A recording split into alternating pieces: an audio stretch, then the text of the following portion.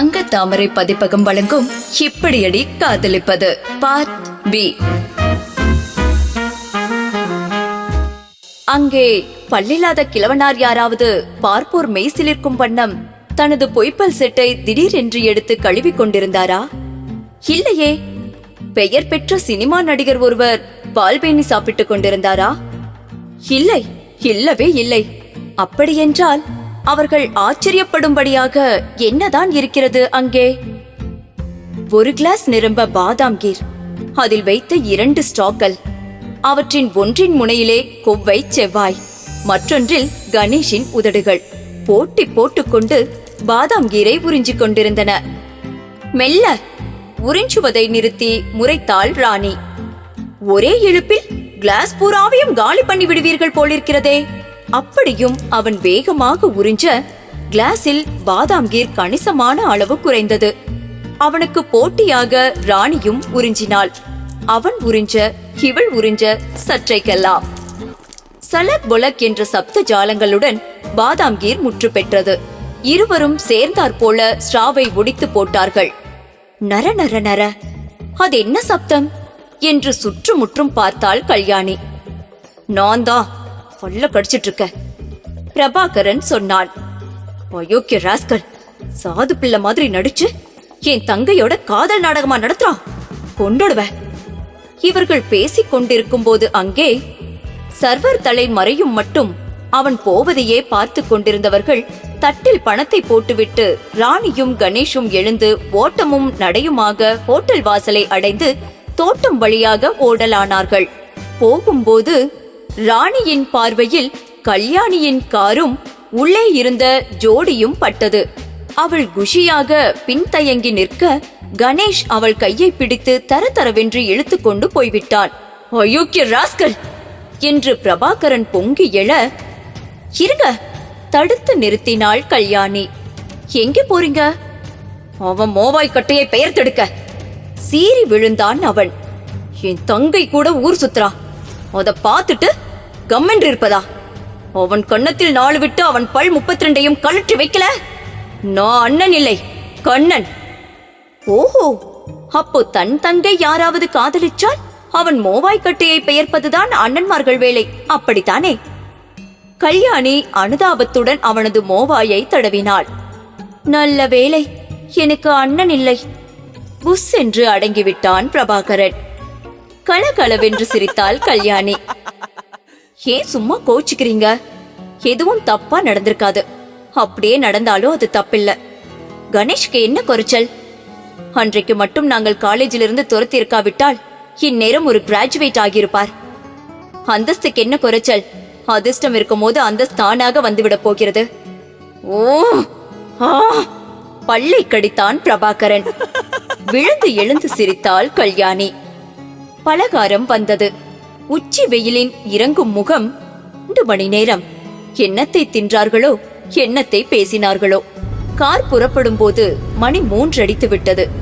வண்டி ஜெமினி சர்க்கிளை திரும்பிய போது, சும்மா இருங்க என்றாள் கல்யாணி. இழுக்கப்பட்ட பின்னலை மார்பில் தவள விட்டவாறு. சு, கார் ஓட்டும் போது விளையாடாத என்றான் பிரபாகரன். இழுக்கப்பட்ட காலரை சரியாக பொருத்தியவாறு. பிறகு ஷூ என்று இருவரும் சேர்ந்தாற் போல கூவிக்கொண்டு திரும்பி ஒருவரையொருவர் பார்த்து விழித்தார்கள். பின்னலை பிடித்து இழுத்தீர்களா என்று கல்யாணி கேட்க, இல்லையே.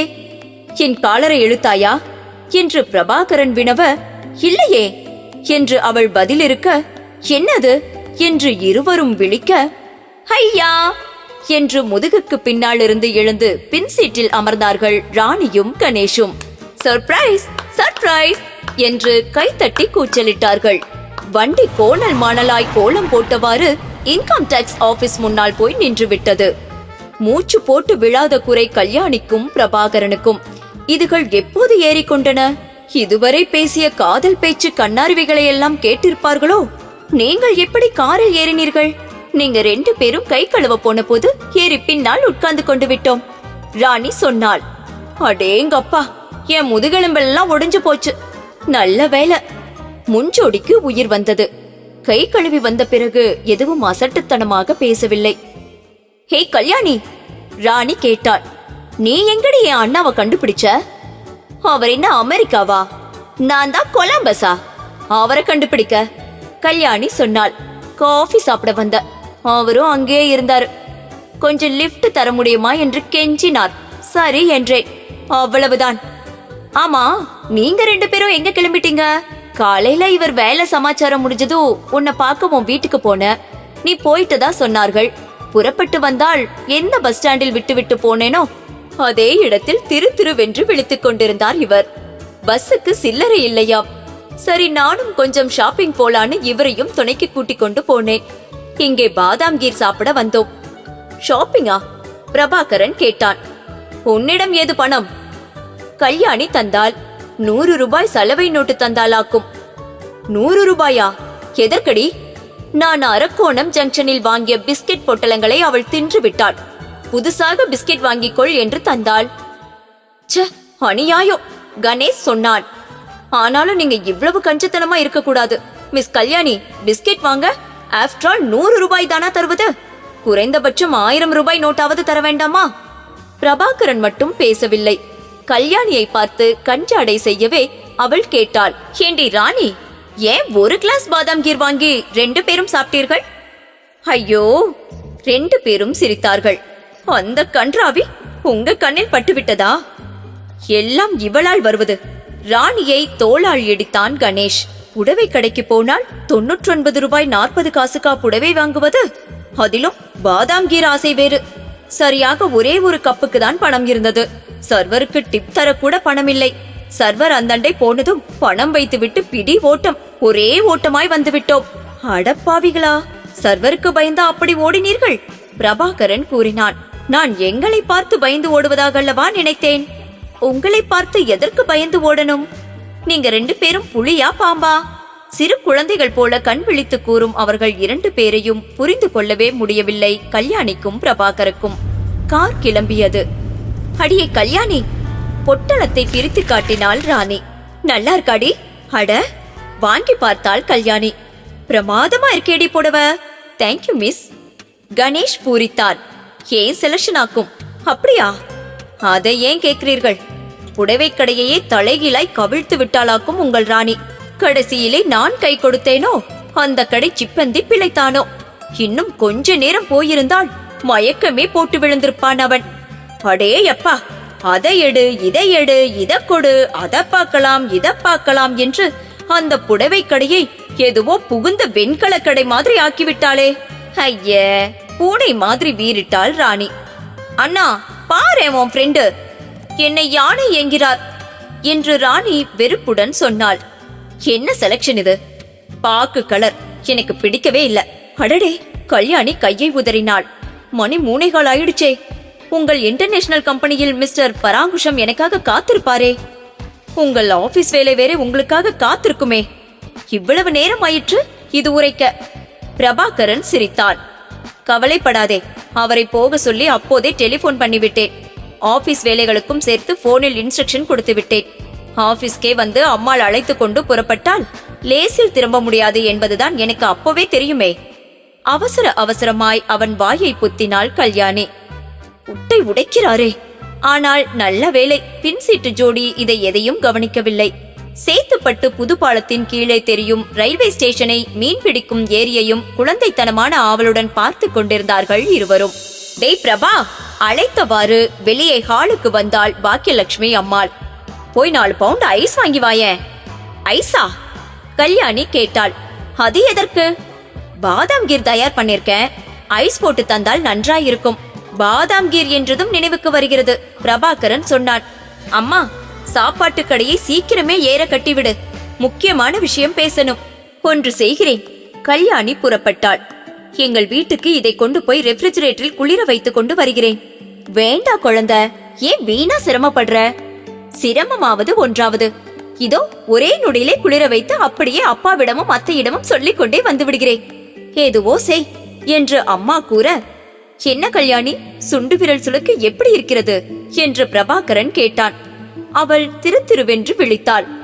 இதென்ன புது கதை? பாரம்மா, அன்னையிடம் சொன்னான் அவன்.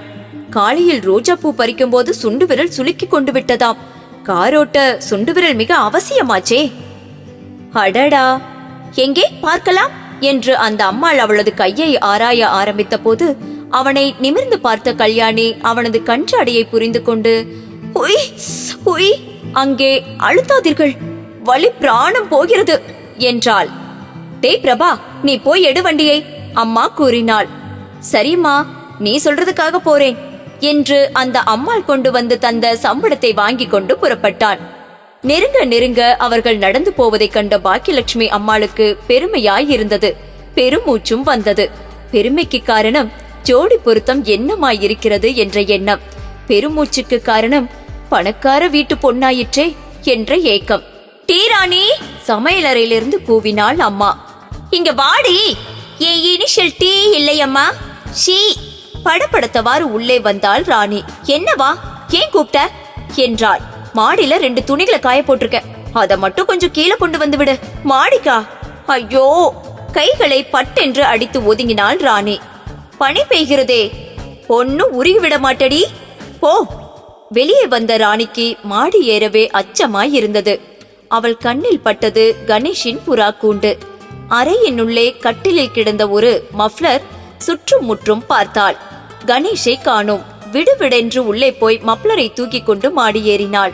குளத்து பஸ் ஸ்டாண்டுக்கு பக்கத்தில் இருந்த பேப்பர் கடை ஒன்றில் இரவில் பேப்பரில் சதக் சதக் நியூஸை படித்துக் கொண்டிருந்த கணேஷின் பார்வையில் பட்டது ஒரு காட்சி.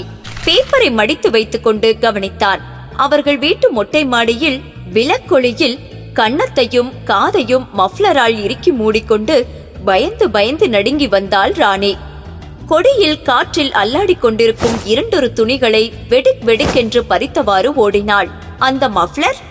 கணேஷ் பேப்பரும் கையுமாக பாய போக பேப்பருக்கு உரியவன் அலற அவன் கையில் பேப்பரை திணித்துவிட்டு ஒரே ஓட்டமாய் ஓடி அவன் வாசலில் நுழைவதற்கும் அவள் மாடி இறங்கி வரவும் சரியாக இருந்தது. அவள் பின்னலை சட்டென்று பாய்ந்து பிடித்து இழுத்து நிறுத்தினாள். யா! அலறினாள் ராணி. விடு!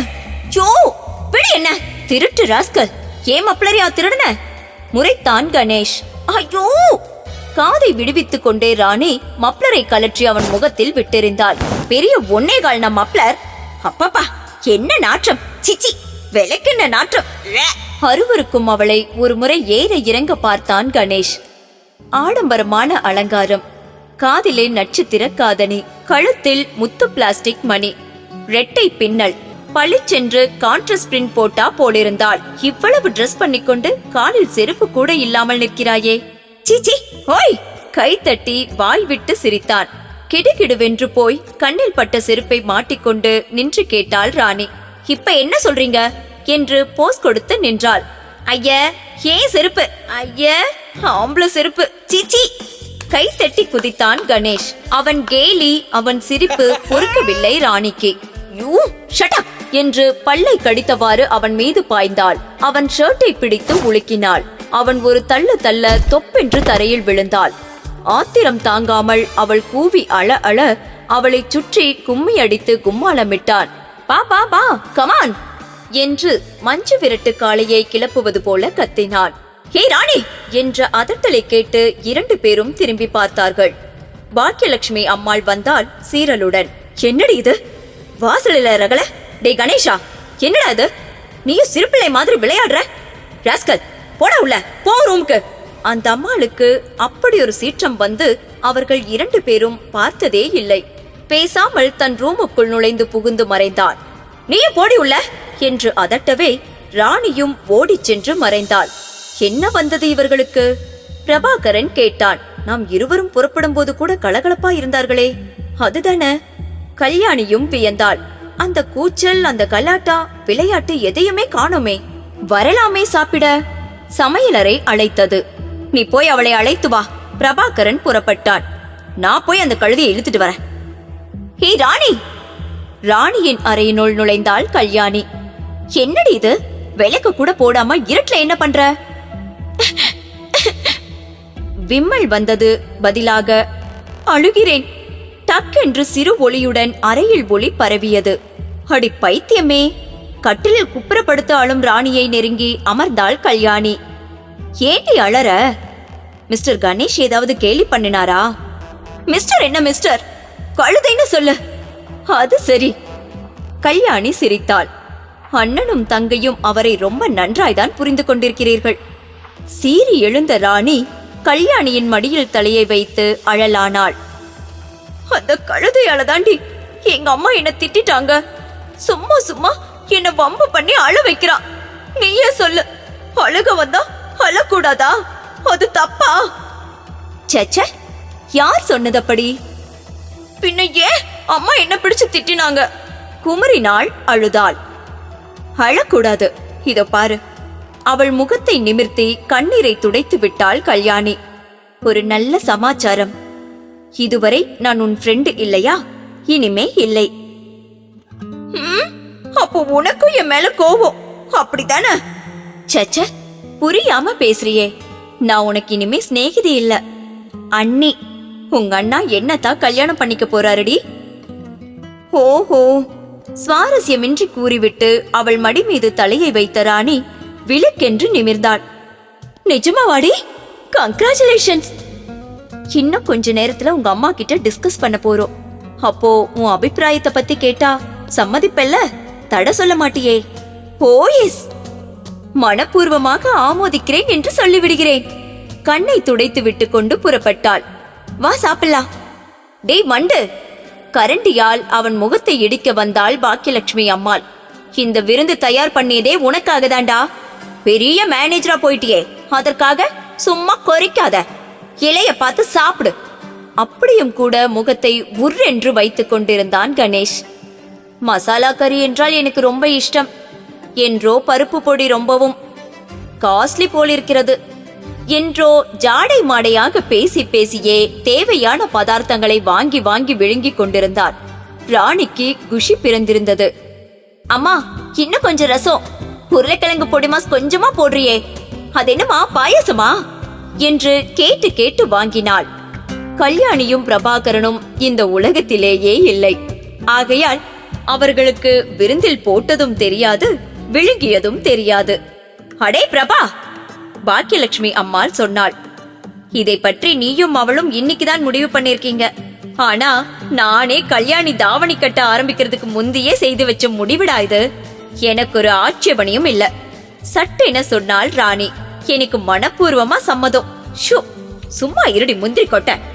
உன்னை கேட்கும் போது சொல்லலாம், பேசாமல் இரு என்று கல்யாணி கூறியதும் காத்திருந்தாள். வயிறு நிரம்ப தின்ற கிறக்கம் கண்ணை சொக்கிற்று. மெல்ல கல்யாணியின் மடி மீது தலை வைத்து தூங்கிவிட்டாள். பேச்சு திரிந்து வளைந்து ராணி கணேஷின் விளையாட்டு புத்தியில் வந்து சேர்ந்தது. அதென்ன, ஒரு வயசு பொண்ணோட வீட்டில் அப்படி ஒரு விளையாட்டு என்று அம்மாள் ஆரம்பிக்க, வீட்டில் மட்டும் இல்லை அம்மா, வெளியில் கூட. ஹோட்டலில் பாதாம் கீர் வாங்கி ஒரே கிளாஸில் சாப்பிடுகிறாள். யாராவது பார்த்தால் என்ன நினைப்பாங்க என்று பிரபாகரன் தொடர, வெளியில் மட்டுமல்ல, வெளியூரிலும் கூட. நாங்கள் உடுப்பியில் இருக்கும் போது இங்கிருந்து மகா மட்டமாக காதல் கடிதம் எழுதியிருக்கிறார் என்று கல்யாணி முடித்தாள். நான் என்ன செய்வேன்? கையை பிசைந்தான் கணேஷ். அவளை சீண்டி விட்டு கோபமூட்டி அவள் அழுவதை பார்த்தால் எனக்கு ரொம்பவும் பிடிக்கிறதே. அப்படியெல்லாம் விளையாடணுமானால் அவளையே கல்யாணம் பண்ணி கொண்டு விடேன். அம்மாள் கிண்டலாக சொன்னாள். அப்புறம் இஷ்டம் போல அழ வைத்து விடலாம். அப்படியா? யாஹூ கூவினான் கணேஷ். அப்படியானால் இப்பவே நான் ரெடி. கல்யாணம் பண்ணி கொடுங்களேன். ஆட்சேபனையே கிடையாது. சினிமா காட்சிகளில் சில சமயம் எல்லா வாத்தியங்களையும் ஒரே சமயம் டொயிங் என்று அடித்து தியேட்டரில் தூங்குபவர்களை எழுப்புவார்களே, அதுபோல் இருந்தது கணேஷ் தந்த பதில். அசந்து போன அனைவரில் முதலில் சமாளித்துக் கொண்டாள் கல்யாணி. ஹேய் ராணி, அவளை உழுப்பினாள். நீ என்னடி சொல்ற? இத பத்தி உனக்கு சம்மதம் தானே? ஓ எஸ். வெடுக்கென எழுந்து, எனக்கு எந்த ஆட்சேபனையும் கிடையாது, மனப்பூர்வமா சம்மதிக்கிறேன் என்று கூறிவிட்டு மீண்டும் கல்யாணியின் மடி மீதே தலை வைத்து ஆனந்தமாக தூங்கலானாள். What nonsense! சிலிர்த்தெழுந்தார் வைத்தியநாதன். என்னது? உன்னை என்ன கேட்பார் இல்லையா? ஓ இஷ்டத்துக்கு ஒருவனை அழைத்து வந்து நிறுத்துவது? இவன் தான் என் வருங்கால கணவன் என்று சொல்வது? நான் கேட்டு சும்மா இருப்பதா? என் அந்தஸ்து என்ன, கௌரவம் என்ன? சோஃபாவில் அமர்ந்தவாறு குதித்தார். அப்பா என்று கல்யாணி ஆரம்பிக்க, பாக்கியலட்சுமியும் பிரபாகரனும் கையை பிசைய, கொஞ்சம் இருடி குழந்த என்று சொல்லிக்கொண்டே அத்தை வந்தாள். டே வைத்தியா, கொஞ்சம் உள்ளே வா என்றாள். நீ சும்மா இருக்கா? முக்கியமான தலை போற சமாச்சாரமா பேசிட்டு இருக்க. நீ வேற குறுக்க பாயாத, எல்லாம் தெரியும், வாடா உள்ள என்று அவரை தர தரவென்று இழுத்து போய் தனது அறையில் நுழைந்து கதவை சாத்திக் கொண்டாள். கேளுடா, இப்ப கேளு. உன்னை என்ன கேட்பது? அவளை அல்லவா கேட்கணும். இப்போதைக்கு நான் தான் அவள்னு நினைச்சுக்கோ. அவளை என்னென்ன கேட்க நினைச்சாயோ அதை என்னிடமே கேள். அவளிடம் இருந்து என்ன பதில் வருமோ அதை நானே சொல்றேன். ஆகட்டும். ஒரு நிமிஷம் அவளையே உற்று நோக்கினார் வைத்தியநாதன். பிறகு வாட் நான்சென்ஸ் என்று ஆரம்பித்தார். என்ன இது? உன்னை என்ன கேட்பார் இல்லையா?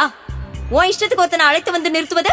இவர்தான் என் வருங்கால கணவர் என்பது நான் பார்த்துக்கிட்டு சும்மா இருப்பது? என் அந்தஸ்து என்ன, என் கௌரவம் என்ன? மொத்தம் 15 கம்பெனிகளுக்கு. 15 இல்லப்பா.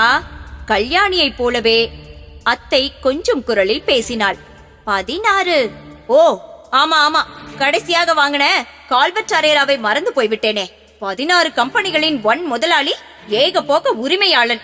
என்னோட சம்பந்தம் செய்யறவங்க குறைஞ்சது 4 கோடி ரூபாயாவது வச்சிருக்க வேண்டாமா? ஐயோ ஐயோ, தலையில் போட்டுக்கொண்டாள் கல்யாணியான அத்தை. ஏன்பா பணம் பணம்னு உயிரை விடுறீங்க? இப்ப இருக்கிற ஆஸ்தியை அனுபவிக்கவே எனக்கு ஆயுசு போதாது போல இருக்கு. இன்னும் எதுக்கு பணம்? அவருக்கு அழகு இருக்கு, நல்ல வாலிபம் இருக்கு, அப்புறம் என்ன? அதெல்லாம் முடியாது, நான் ஒப்புக்கொள்ளவே மாட்டேன். அத்தை கலங்கினாள், கையை பிசைந்தாள். நான் வாக்கு தந்து விட்டேனே. யாரை கேட்டு வாக்கு கொடுத்த? நீ எப்படி சம்மதிச்ச? என்னை கேட்காமல் நீ எப்படி நிச்சயம் பண்ணலாம்? அப்பா, சிலிர்த்தெழுந்தாள் டூப்ளிகேட் கல்யாணி. அதே கேள்வியை உங்களிடம் திருப்பி கேட்கிறேன். யாரை கேட்டுக்கொண்டு கல்யாணம் பண்ணிட்டீங்க? என்னை கேட்டீங்களா? உங்க சொத்துக்கெல்லாம் வாரிசான மேஜர் பெண்ணாச்சே, என் சம்மதத்தை வாங்கினீங்களா? என்னது? வைத்தியநாதன் அயர்ந்து போனார். டேய் வைத்தியா, அத்தை அத்தையாக மாறினாள். ஏண்டா சும்மா குதிக்கிறாய்? இப்பவாவது புரிகிறதாடா? இதே கேள்வியை அவள் கேட்டாள். அசிங்கம். நாக்கை பிடுங்கிக் கொள்ளதான் வேணும். எல்லாமே நல்லாதானே நடந்து வருது. அந்த பிள்ளையாண்டானுக்கு என்னடா? கண்ணு கழகா, லட்சணமா, ராஜா மாதிரி தானே இருக்கா. கல்யாணிக்கும் அவன் பேர்ல நம்பிக்கை இருக்கு. அப்புறம் என்னடா? வரன் தேடுற வேலை மிச்சோன்னு நினைச்சு போய் சம்மதத்தை சொல்லி ஆக வேண்டியத பாரு. காற்று இல்லாத ஃபுட்பால் பிளாடர் போல தொள தொளவென்று தோய்ந்து போன உடலுடன் வந்து கதவை திறந்தவர் விழித்தார். சின்னம்மா, கல்யாணி, பிரபாகரன், பாக்கியலட்சுமி நால்வரும் ஒருவர் மீதாக ஒருவர் விழுந்து காதுகளை கதவோடு ஒட்டி வைத்து சுவாரஸ்யமாக ஒட்டு கேட்டுக் கொண்டிருந்தார்கள். கதவு திறந்தது கூட தெரியவில்லை அவர்களுக்கு. அது சரி என்று வைத்தியநாதன் கூறியதும் தான் உணர்வு பெற்று நிமிர்ந்து நின்று அசடு வழிய சிரித்தார்கள். வாங்கள் சோஃபாவுக்கு என்று நடந்தாள். இதோ பாருங்கம்மா, உங்க பிள்ளைக்கு என் பொண்ணை தர சம்மதிக்கிறேன். சந்தோஷமாய் கொடுக்கிறேன். கூச்சமோ தாட்சண்யமோ படாம வரதட்சணை எவ்வளவு வேணுமோ கேளுங்க. வரதட்சணையாவது ஒன்னாவது, பாக்கியலட்சுமி அம்மாள் சொன்னாள். மகாலட்சுமி மாதிரி இருக்க உங்க பொண்ணையே எங்க வீட்டுக்கு அனுப்பி வைக்க போறீங்க. வேற என்ன வேணும்? சந்தோஷமாக துள்ளி குதிப்பார் அந்த பிசினஸ்மேன் என்று எதிர்பார்த்திருந்த அனைவரும் ஏமாந்து போனார்கள். அவரோ கண் கலங்க, உதடு துடிக்க, விம்மி விம்மி அளவே ஆரம்பித்து விட்டார். என்னங்க, ஏன் என்னாச்சு என்று பாக்கியலட்சுமி அம்மாள் பதறினாள். என்னப்பா, ஏனப்பா அலறீங்க என்று கல்யாணி துடித்தாள். எந்த இது, நீங்களும் கொஞ்சு குட்டி போல கரைஞ்சு கொண்டு என்று சின்னம்மா மலையாளத்தில் தேற்ற அத்தை மட்டும் அதட்டினாள். டே வைத்தியா, ஏண்டா அலற? பாரு, குழந்தைங்க எல்லாம் இருக்கு, அவங்க முன்னால நல்ல விரசம் போ. டே பைத்தியம், கல்யாண சமாச்சாரம் பேசுறப்போ அச்சானிய மாதிரி என்னடா அது? கல்யாணம் பொல்லாத கல்யாணம். அடி பாவி, அலறினார் வைத்தியநாதன். ஏழை வீட்டு சம்பந்தம் வேண்டான்னு சொன்னனே, கேட்டியா? இப்ப என்ன ஆச்சு? அவங்களுக்கு மானம்தான் பெருசு. ஒன்னே ஒண்ணு கண்ணே கண்ணுன்னு இத்தனை சொத்துக்கும் கருவேப்பில கொத்து மாதிரி ஒரு பெண்ணை பெத்து வச்சிருக்கேன். அதையும் கூடவே கூட்டிட்டு போறாங்களாமே. என் மகளை பிரிஞ்சு நான் எப்படி இருப்பேன்? என்ன ஆவ? சட்டென்று பாக்கியலட்சுமி அம்மாளின் கைகளை பிடித்துக் கொண்டு கெஞ்சினார். பாருங்க, என் சொத்து பூராவையும் எடுத்துக்கோங்க. என் பேர்ல இருக்க 15 கம்பெனிகளையும். 15 இல்லப்பா, கல்யாணி சொன்னாள். 16. You are right. 16 கம்பெனிகளையும் உங்க மகன் பேர்லயே மாற்றி விடுறேன். என் கண்ணை மட்டும் கொண்டு போயிடாதீங்க. என்ன இது? பாக்கியலட்சுமி அம்மாளுக்கு புரியவில்லை. பெண்ணை இங்கே விட்டுவிட்டு பிள்ளை அங்கே இருந்து அது என்ன குடித்தனம்? நான் சொல்றேன் ஒரு வழி, அத்தை சொன்னாள். நாங்க தான் அங்கே குடி போக முடியாதே ஒழிய நீங்க இங்க வரலாமே, அதிலே எந்த தடையும் இல்லையே. சச்ச, மாமனார் வீட்டில் உட்கார்ந்து சாப்பிடுவதா? பிரபாகரன் முணுமுணுத்தான். ரொம்ப கன்றாவியா இருக்குமே. ஏன் மாமனார் வீடு என்கிறாய்? மருமகன் வீடு என்று சொல்லேன். நாளைக்கே இந்த வீட்டை உன் பேருக்கு மாற்றி எழுதிவிடுகிறேன். அப்புறம் நாங்க தான் உன் விருந்தாளிகள். நீங்கள் 2 பேரும் இப்படி பேசுறதுதான் கன்றாவியா இருக்கு, பாக்கியலட்சுமி அம்மாள் கூறினாள். உங்களுக்கு பிடித்தம் இல்லாவிட்டால் கல்யாணியை அனுப்பி வைக்க வேண்டாம், நாங்களே இங்கு வந்து விடுகிறோம். ஆனால் ஏழை என்று நினைக்காமல் உங்களவர்களாக நினைத்து அன்பு செலுத்தினாலே போதுமானது. தேங்க்ஸ், மெனி மெனி தேங்க்ஸ் என்று கை குலுக்க வைத்தியநாதன் முன்னேறி போக சின்னம்மா குறுக்கே பாய, நோ மென்ஷன் என்று பாக்கியலட்சுமி அம்மா ஒரு கும்பிடு போட்டு விட்டாள். அதோடு ஒரு சின்ன வேண்டுகோள், அதே பந்தலில் என் மகள் ராணிக்கும் கல்யாணம் பண்ணி பார்க்க ஆசை. ஜமாய்த்து விடலாம். வைத்தியநாதர் துள்ளினார், குதித்தார். உற்சாகம் அவருக்கு. நாளைக்கே ஒரு நல்ல வரனாக தேடி பிடிச்சு, அந்த சிரமம் எல்லாம் உங்களுக்கு வேண்டாம், பையன் தயாரா இருக்கான். யாரோ? கணேஷ்னு ஒரு பையன் நேற்று வேலைக்கு சேர்ந்தானே. யாரு? நம்ம புது மேனேஜரா? பலே பலே. அன்றைக்கு அவள் அவனுக்காக வரிந்து கட்டி கொண்டு வேலை கேட்கும் போதே இப்படித்தான் இருக்கும் விஷயம்னு நினைச்சேன். ஆமா, அவங்க 2 பேரையும் சம்மதம் கேட்டாச்சா இல்லையா? ஓ, அப்ப சரி, ஜமாய்ச்சல்லாம் போ. கொஞ்சம் பொறுங்கள், நான் போய் சாஸ்திரியாரை வர சொல்லி போன் பண்ணிட்டு வரேன். உடனடியாக முகூர்த்தம். ஏண்டா பறக்கிற என்ற அத்தையை அடக்கிவிட்டார் அவர். நீ சும்மா இருக்கா? இந்த மாதிரி விஷயங்கள் எல்லாம் டிலே பண்ணவே கூடாது, உடனடியா முடிக்கணும். பல ஜோடி கண்கள் தனது கைவிரல் அசைவுகளையும் முகத்து பாவ உணர்ச்சிகளையும் கூர்ந்து கவனிப்பது தெரிந்ததும் தெரியாதது போல தன் கண்களிலேயே ஆழ்ந்திருந்தார் சாஸ்திரிகள். கூட்டினார், எதையோ கழித்தார், பெருக்கினார், மீண்டும் வகுத்தார். பிறகு சுபம் என்றார். நல்ல நாள் ஒன்றிருக்கே. கிணுகிணுவென்ற மணி ஒலி கேட்டது. பார்த்தீர்களா, மணி அடிக்கிற ஓசை கேட்கிறது, நல்ல சகனம்தான் என்று பூரித்தார் அவர். வெள்ளை சீருடை அணிந்த வேலையாள் ஒருவன் பூஜை மணி போன்ற ஒன்றை ஆட்டிக்கொண்டு வந்தான். அவன் மறு கையில் ஒரு பலகை, அதில் பாக்கியலட்சுமி அம்மாள் என்று எழுதப்பட்டிருந்தது. அம்மா, உங்களுக்கு டெலிபோன் வந்திருக்கிறது, போய் பேசுங்கள். திருவாளர் வைத்தியநாதன் வீட்டில் எல்லாமே மேல்நாட்டு பாணிதான். கான்ஃபரன்ஸ் அல்லது முக்கிய நிகழ்ச்சிகள் எதுவும் நடைபெறும் போது யாருக்காவது டெலிபோன் வந்துவிட்டால் தேவைப்பட்ட நபரின் பெயரை கரும்பலகையில் எழுதிவிட்டு மணி ஆட்டுவார்கள். வாயால் பெயரை சொல்ல மாட்டார்கள். மணியோசை கேட்டு திரும்பியவர்கள் பெயருக்குரியவர் எழுந்து போய் போன் பேசிவிட்டு வருவார். எனக்கு யாருடா போன் பண்ணுவார்கள்? தயக்கத்துடன் கையை பிசைந்தாள் பாக்கியலட்சுமி அம்மாள். அதுவும் இல்லாமல் நான் இங்கே வந்தது யாருக்கு தெரிய போகிறது? போய்தான் பாரேன் என்று பிரபாகரன் கூற தயக்கத்துடனேயே எழுந்து சென்றாள். அவள் மறைந்ததும், சரி நீங்க சொல்லுங்கோ என்று சாஸ்திரியாரை வைத்தியநாதன் கேட்க, நான் சொல்றது என்னன்னாங்க என்று அவரும் ஆரம்பித்தார். கவிழ்ந்து விழுந்த கரப்பாம்பூச்சி போல் மல்லாந்து கிடந்த டெலிபோனை எடுத்து பணிவுடன் ஒரு பணியாள் எடுத்து நீட்ட, வாங்கி காதில் பொருத்தி, யாரு என்ற பாக்கியலட்சுமிக்கு தெம்பு வந்தது. யாரது? ராணியா? ஏண்டி, தூக்கமெல்லாம் முடிஞ்சுதா? இன்னும் பாக்கி இருக்கா? என்னமா அது? டெலிபோனில் ராணியின் குரல் கேட்டது. பொழுது விடிந்ததும் விடியாததுமாக புறப்பட்டு போய் சேர்ந்தீர்கள், என்னை மட்டும் தனியாக விட்டுவிட்டு. ராகு காலத்துக்கு முன்னே புறப்படணும்னு நினைச்சு புறப்பட்டு வந்தோம். அங்கே சமையலறை வளையில் பீரோவில காஃபி பலகாரம் வைத்திருக்கிறேன், எடுத்துக்கோ. அதுக்கெல்லாம் நேரமில்லை, போன் பண்ணியது எதுக்குனாக்கா என்று ஆரம்பித்தாள். என்ன அது? ஒரு வினாடிக்கு பிரம்மை தட்டி போயிற்று அனைவருக்கும். நன்றாக பார்த்து சொல்லும் என்றார் வைத்தியநாதன். பேஷா பார்த்துட்டேன், சாஸ்திரியார் அறுதியிட்டு உறுதியாக கூறினார். நாளை மறுநாள், அதாவது டே ஆஃப்டர் டுமாரோ, காலையிலே 6 மணிக்கு இந்த 2 கல்யாணமும் செய்ய பேஷான முகூர்த்தம் இருக்கு. இத தவற விட்டுட்டாக்கா இந்த வருஷம் பூராவிலும் இந்த மாதிரியான திவ்யமான முகூர்த்தம் கிடைக்காது. ஒரு வினாடி நேரம் யோசித்தார் வைத்தியநாதன்.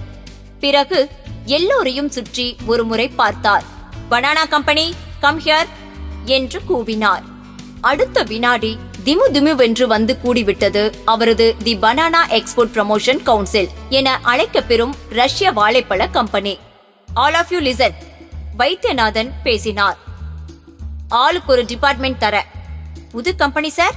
ஆவலுடன் கேட்டது சம்மர் கிராப். ஆமாம், கம்பெனி, நியூ கம்பெனி.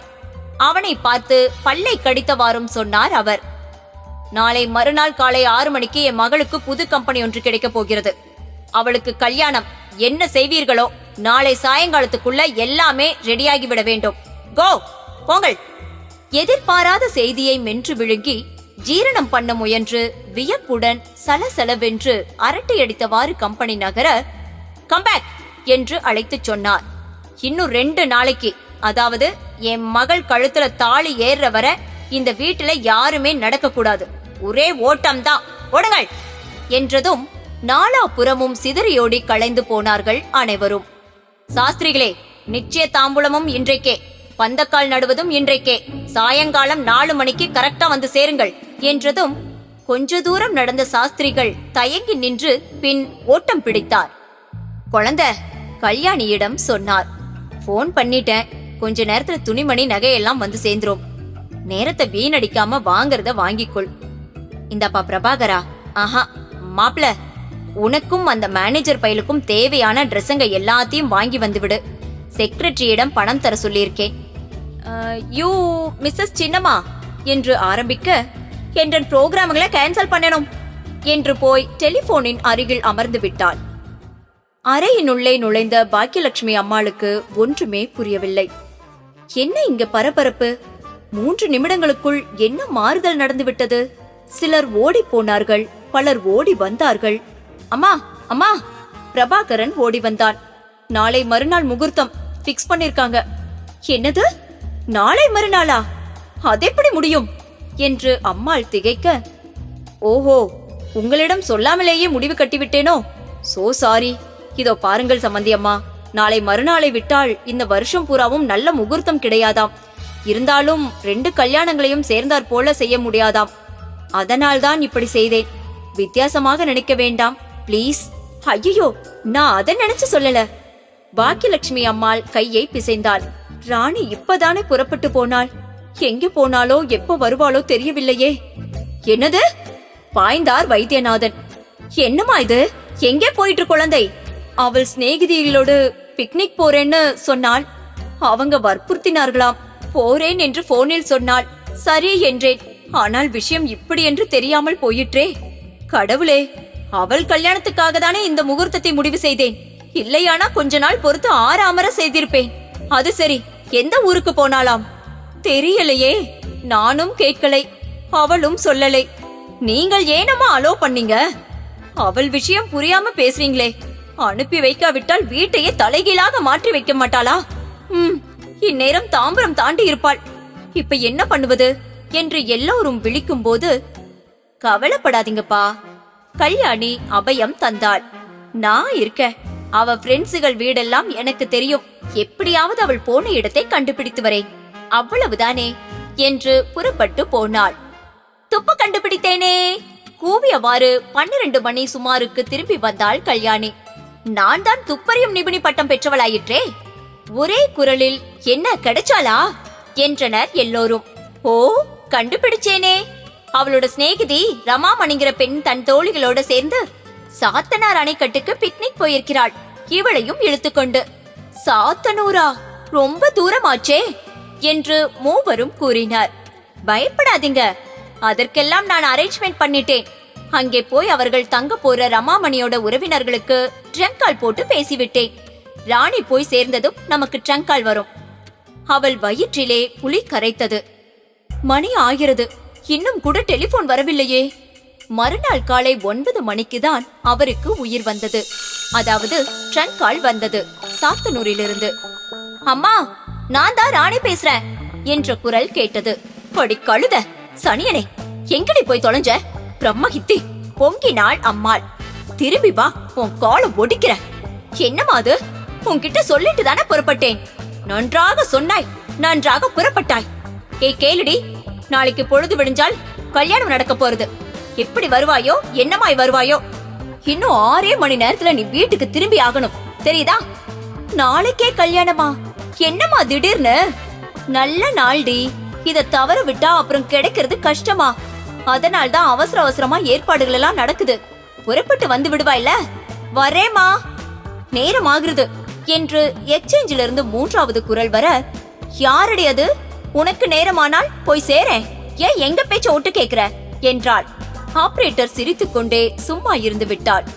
நிம்மதி பெருமூச்சு விட்டாள் பாக்கியலட்சுமி அம்மாள். அம்மா! மாலையும் இரவு சேரும் நேரத்தில் நன்மைகள் புடைசூழ வந்து சேர்ந்தாள் ராணி. வந்துட்டேன், வாடி வா. வாங்கடி பெண்டுகளா. ஆமா, ஏண்டி இவ்ளோ நேரம்? வழியில கார் கெட்டு போச்சுமா, பஸ் பிடிச்சு வந்தோம். ராணி நெளிந்தாள். இடுப்பை பிடித்து வளைந்து, எங்க அப்பா, என் முதுகெலும்பே ஒடிஞ்சு போச்சு. யாரோ ஓர் அம்மாள் வந்து அவளை திருஷ்டி கழித்து பொட்டு வைத்து விட்டு போனாள். ராணி வேடிக்கையுடன் பார்த்து கொண்டிருக்கும் போது, ஏய் ராணி, நான் உனக்கு எவ்வளவு நல்ல நல்ல புடவைகள் எல்லாம் செலக்ட் பண்ணி வச்சிருக்கேன் தெரியுமா? மாடி வரண்டாவிலிருந்து கூப்பிட்டாள் கல்யாணி. இங்க வந்து பாரேன். ஹோய்! உற்சாகத்துடன் வாங்கடி என்று தோழிகள் புடைசூழ மாடி அதிர ஓட்டமாய் ஓடி கல்யாணியின் அறையை அடைந்தாள். இது நல்லா இருக்கு. இது என்னதாடி? இது யாருக்கு என்று மகிழ்ச்சியுடன் துள்ளி துள்ளி குதித்த ராணி கேட்டாள். அடியே கல்யாணி, எங்க அண்ணா கல்யாணத்திற்கே எனக்கு இவ்வளவு பட்டு புடவை கிடைத்ததே. என் கல்யாணம் வரும்போது ஒரு வண்டி வரும் போலிருக்கே. என்னது, உன் கல்யாணம் வரும்போதா? அயர்ந்து போனாள் கல்யாணி. உனக்கும் தாண்டி காலையில கல்யாணம்? என்னது என்று ராணி வியக்க, நான் தான் சொன்னனே, உங்க அம்மா சொன்னாங்கன்னு. நம்ப மாட்டேனியே, இப்ப என்ன சொல்ற என்று ரமாமணி கிண்டல் பண்ண, ராணி கேட்டாள். நான் எந்த மாப்பிள்ளையையும் பார்க்கவே இல்லையே. 2வது அதிர்ச்சி கல்யாணிக்கு. என்னடி இப்படி கேக்குற?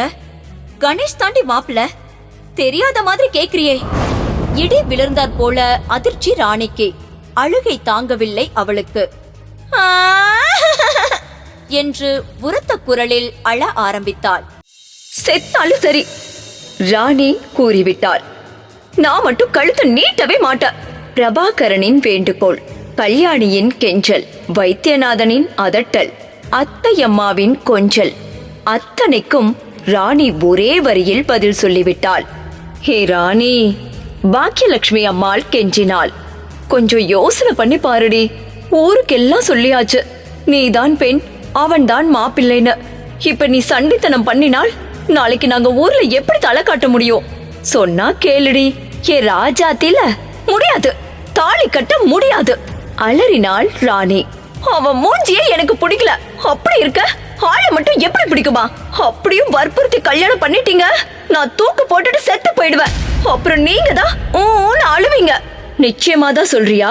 சர்வ நிச்சயம். அப்படியானால் என் முடிவையும் கேளு. பொங்கி எழுந்தாள் அம்மாள். நீ மட்டும் இந்த கல்யாணத்தை பண்ணிக்கல, நான் பெரிய மானஸ்திடி, அவமானம் தாங்க மாட்டேன். விஷம் குடிச்சு என் உயிரையே விட்டுடுவேன். இப்ப சொல்லு, முடியாது. யோசிச்சு சொல்லுடி. இது ஒண்ணும் விளையாட்டு இல்ல, நான் சீரியஸா பேசுறேன். நானும் சீரியஸா தான் பதில் சொல்றேன். கழுத, உனக்கு அவ்வளவு திமிரா? இருவர என்று ஓர் அறையில் நுழைந்து போனாள். வந்தாள். இது என்ன? அவள் கைகளில் ஒன்றில் ஹார்லிக்ஸ் புட்டி, மற்றொன்றில் நீல சீசா ஒன்று. இது ஹார்லிக்ஸ் புட்டியை எக்கி பார்த்து சொன்னாள். இது சக்கரை, அது மருந்து மாத்திரை. டாக்டர் உனக்கு தந்தது. தரும்போது என்ன சொல்லி தந்தார்?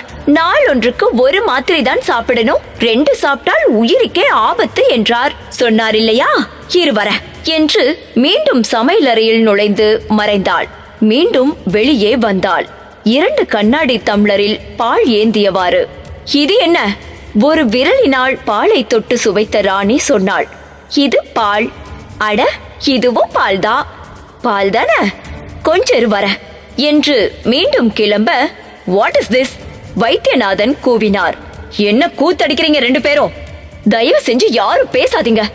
அவளுக்காச்சும் எனக்காச்சும் 2ல 1 பாத்துடுவோம் என்று உள்ளே போனாள். இந்த தடவை கொஞ்ச நேரம் கழித்தே வந்தாள். இந்தாடி, நல்லா கேளு என்று 2 பால் டம்ளர்களையும் மேஜையின் மீது டொக்கென்று வைத்தாள். இதோ 2 டம்ளர் பாலிலேயும் ஒன்றில 8 மாத்திரைகளை கரைச்சிருக்கேன், இன்னொன்றிலே நிறைய சர்க்கரையே கொட்டிருக்கேன். எதில் எது இருக்கிறது என்கிற சமாச்சாரம் எனக்கு மட்டுமே தெரியும்.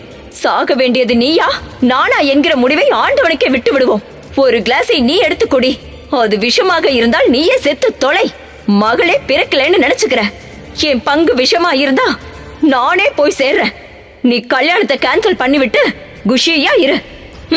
எடுத்து குடி என்று கையை உதறியவாறு ஓடி கல்யாணியின் பின்னால் மறைந்து கொண்டாள் ராணி. விஷமா? நான் மாட்டேன். குடிக்க போறியா இல்லையா? மாட்டேன். ரெட்டை பின்னல்கள் துள்ள துள்ள பலமாக தலையாட்டினாள். அப்ப கல்யாணத்துக்கு ஒப்புக்கொள். மாட்டேன் போ என்று அழவே ஆரம்பித்தாள். என்னம்மா நீங்க? வைத்தியநாதன் அதட்டினார்.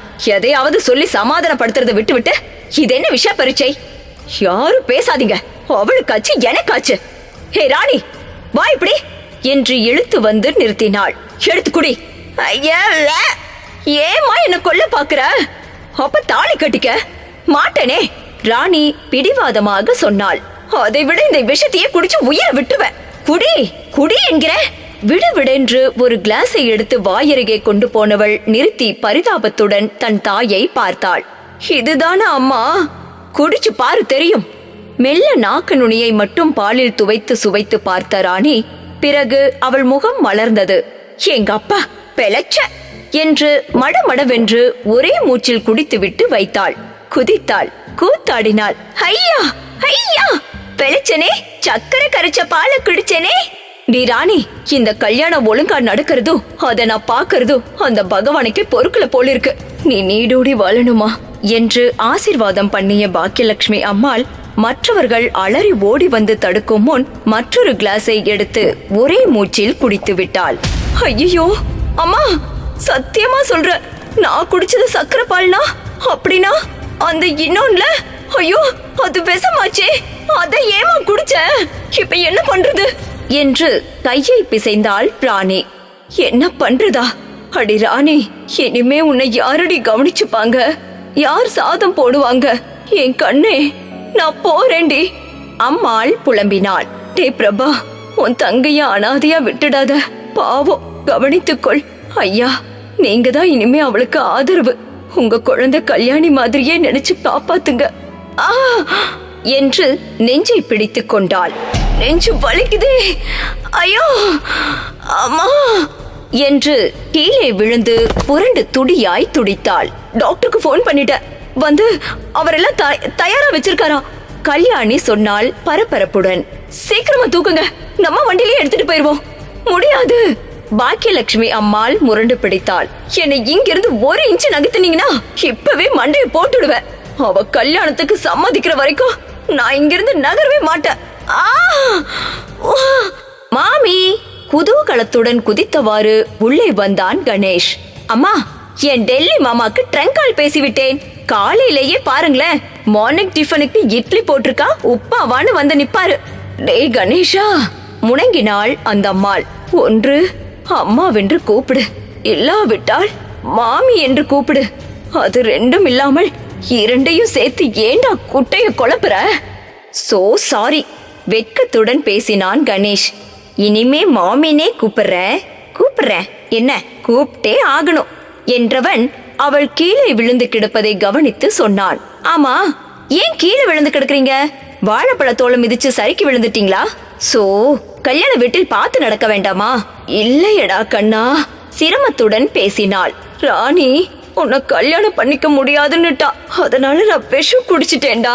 ராஜா, இன்னும் கொஞ்ச நேரத்துல அம்மா. அதேனது, முந்தா நாள் அவளை தானே மனப்பூர்வமா ஆதரிக்க என்றாள் என்றவன் ராணியை முறைத்தான்.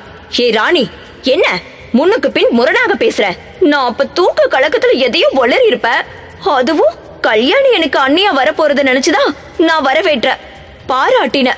குரங்கு மூஞ்சி, சீ வா, 1ஆம் நம்பர் குரங்கு என்றவன் பாக்கியலட்சுமி அம்மாளை கட்டி கொண்டு அழலானான். மாமி, கல்யாணம் நடக்கலனா போறது, அதுக்காக நீங்க உயிரை விட்டுறதாவது. மாமி, நீங்க போயிட்டா எனக்கு யார் மணக்க காஃபி போட்டு தருவாங்க?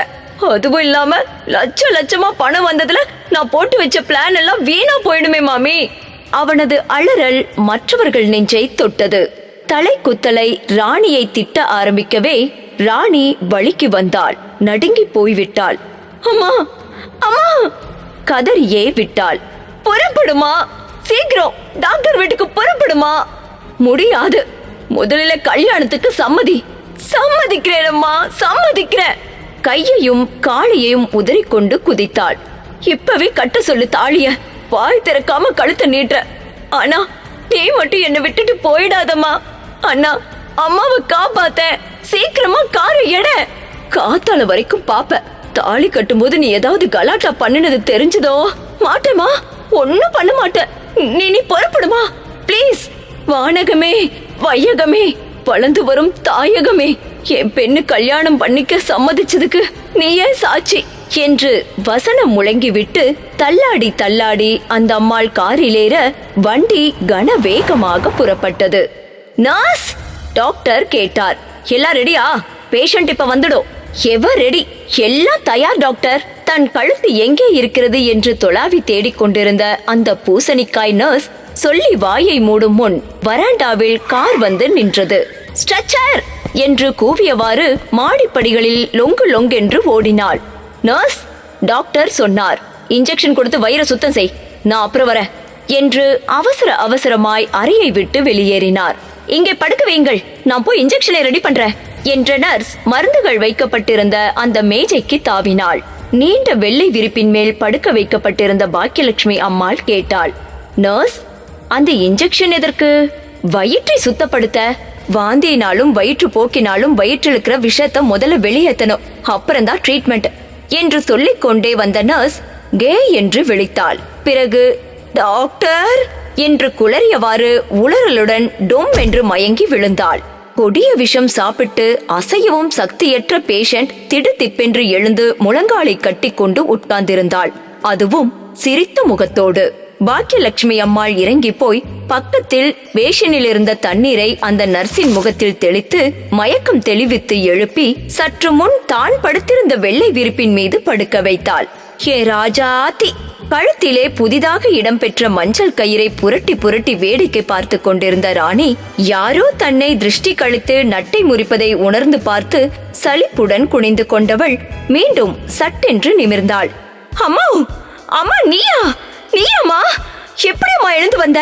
8 மாத்திரை விஷயத்தையும் ஜீரணம் பண்ணிட்டியா? மாத்திரையா? அடி அசட்டு பெண்ண! பாக்கியலட்சுமி அம்மாள் சிரித்தாள். பெற்ற மகளோடு விஷ பரீட்சை செய்ய எந்த தாய்க்காவது மனசு வருமா? 2 பாலிலேயும் சத்திரி தானடி கலந்தேன். உன்னை சம்மதிக்க வைக்கிறதுக்காக தான் அப்படி நடிச்சேன். என்னையா ஏமாத்துன? ஏன் என்னை ஏமாத்துன என்று கையை காலை உதறி அழலானாள் ராணி. அவளை, அம்மா அழாதடி, என் கண்ணு அழாதடி என்று அம்மாள் கொஞ்சும் போது, அடியே ராணி புறப்படுடி, மாப்பிள்ளை காத்திருக்கிறார் என்று கும்பலுடன் வந்து அழைத்தாள் ரமா. ஐய அம்மா, பாரு இதுகள, நேத்து ராத்திரில இருந்து அசிங்கமா என்னென்னமோ பேசுறாங்க. வாமா, நம்ம 2 பேரும் நம்ம வீட்டுக்கே போய் தூங்கலாம். சிச்சி, இன்னைக்கு ராத்திரி போய் மாடி அறையில படுத்துக்கோ, நாளைக்கு போலாம் வீட்டுக்கு என்று ரமாமணி சொன்னாள். அங்கே கணேஷ் காத்திருக்கிறார். போச்சுடா, உட்கார்ந்து விட்டாள் ராணி. நான் போக மாட்டேன் போ. ஏய் ஏய், எழுந்துடி, எழுந்து போடி. கோரஸ், ஒரே கோரஸ். அங்கே போய் நான் யார சமகாரம் பண்ணணுமா என்றவளை தொடர்ந்து கொல்லென்று சிரித்து விட்டார்கள். சும்மா இருங்கடி, பாக்கியலட்சுமி அம்மாள் கேட்டாள். ஏண்டி பெண்களா, அங்கே என்னென்ன பலகாரமடி வைத்திருக்கிறது? தலைக்கு தலை கூவினார்கள். லட்டு, நெய்மணம் கமலும் கோதுமை அல்வா, பாதாம் கீர், பிஸ்தா போட்டது, ரவா கேசரி, கூட நிறைய முந்திரி பருப்பு போட்டு. நொட்டை அடித்தாள் ஒருத்தி. அம்மாளின் முன் யோசனை வீணாகவில்லை.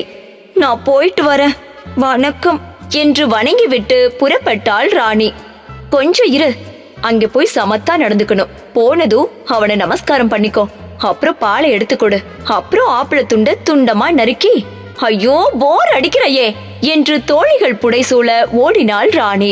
வழியில் மணவரைக்கு ஓடும் கல்யாண பெண்ணையும் அவளை துரத்தி கொண்டு ஓடும் தோழிகளையும் பார்த்து விருந்தினர் கூட்டம் வியந்து சிரித்தது. போய் வா மகளே, போய் வா, கண்ணில் புன்னகை சுமந்து ஒருத்தி பாடினாள். ஐயோ கோரமாய் பாடுகிறாயே என்றவாறு நுழைந்த ராணி, இவ்ளோ பெரிய ரூம் என்று வியந்தாள். சுற்றும் முற்றும் பார்த்தாள். யாரையுமே காணோம். அலங்கரிக்கப்பட்ட அந்த பெரிய அறை ஹோ என்றிருந்தது. அவளுக்கு பயமாக போய்விட்டது. கூடை பூவால் கனத்த தன் பின்னலை இழுத்து மார்பில் தவழவிட்டு மெல்ல நடந்து போய் கட்டிலில் அமர்ந்தாள். திடீரென்று காலை எதுவோ கவ்விக்கொள்ளவே ஆ என்று அலறியவாறு காலை கட்டிலின் மேல் தூக்கி கொண்டு குனிந்து பார்த்தாள். யாருது? அந்த பெரிய கட்டிலின் அடியில் இருட்டை தவிர வேறு எதையுமே காணோம். பயத்துடன் நிமிர்ந்தவளின் கண்ணில் தட்டு தட்டாக வைக்கப்பட்டிருந்த பலகாரம் பட்டது. பாய்ந்து ஒரு லட்டை எடுத்து பல்லால் கடித்து தின்னலானாள். வதனமே சந்திர பிம்பமோ மலர்ந்த சரோஜமோ சட்டென்று விழித்தாள். யார் பாடுறது? சுற்றும் முற்றும் பார்த்தாள். யாரையுமே காணோம். வதனமே சந்திர பிம்பமோ, எவ்வளவு பழைய பாட்டு என்று வியந்த ராணி கத்தினாள். யார் இது பாட்டு பாடுறது? எனக்கு பயமா இருக்குது.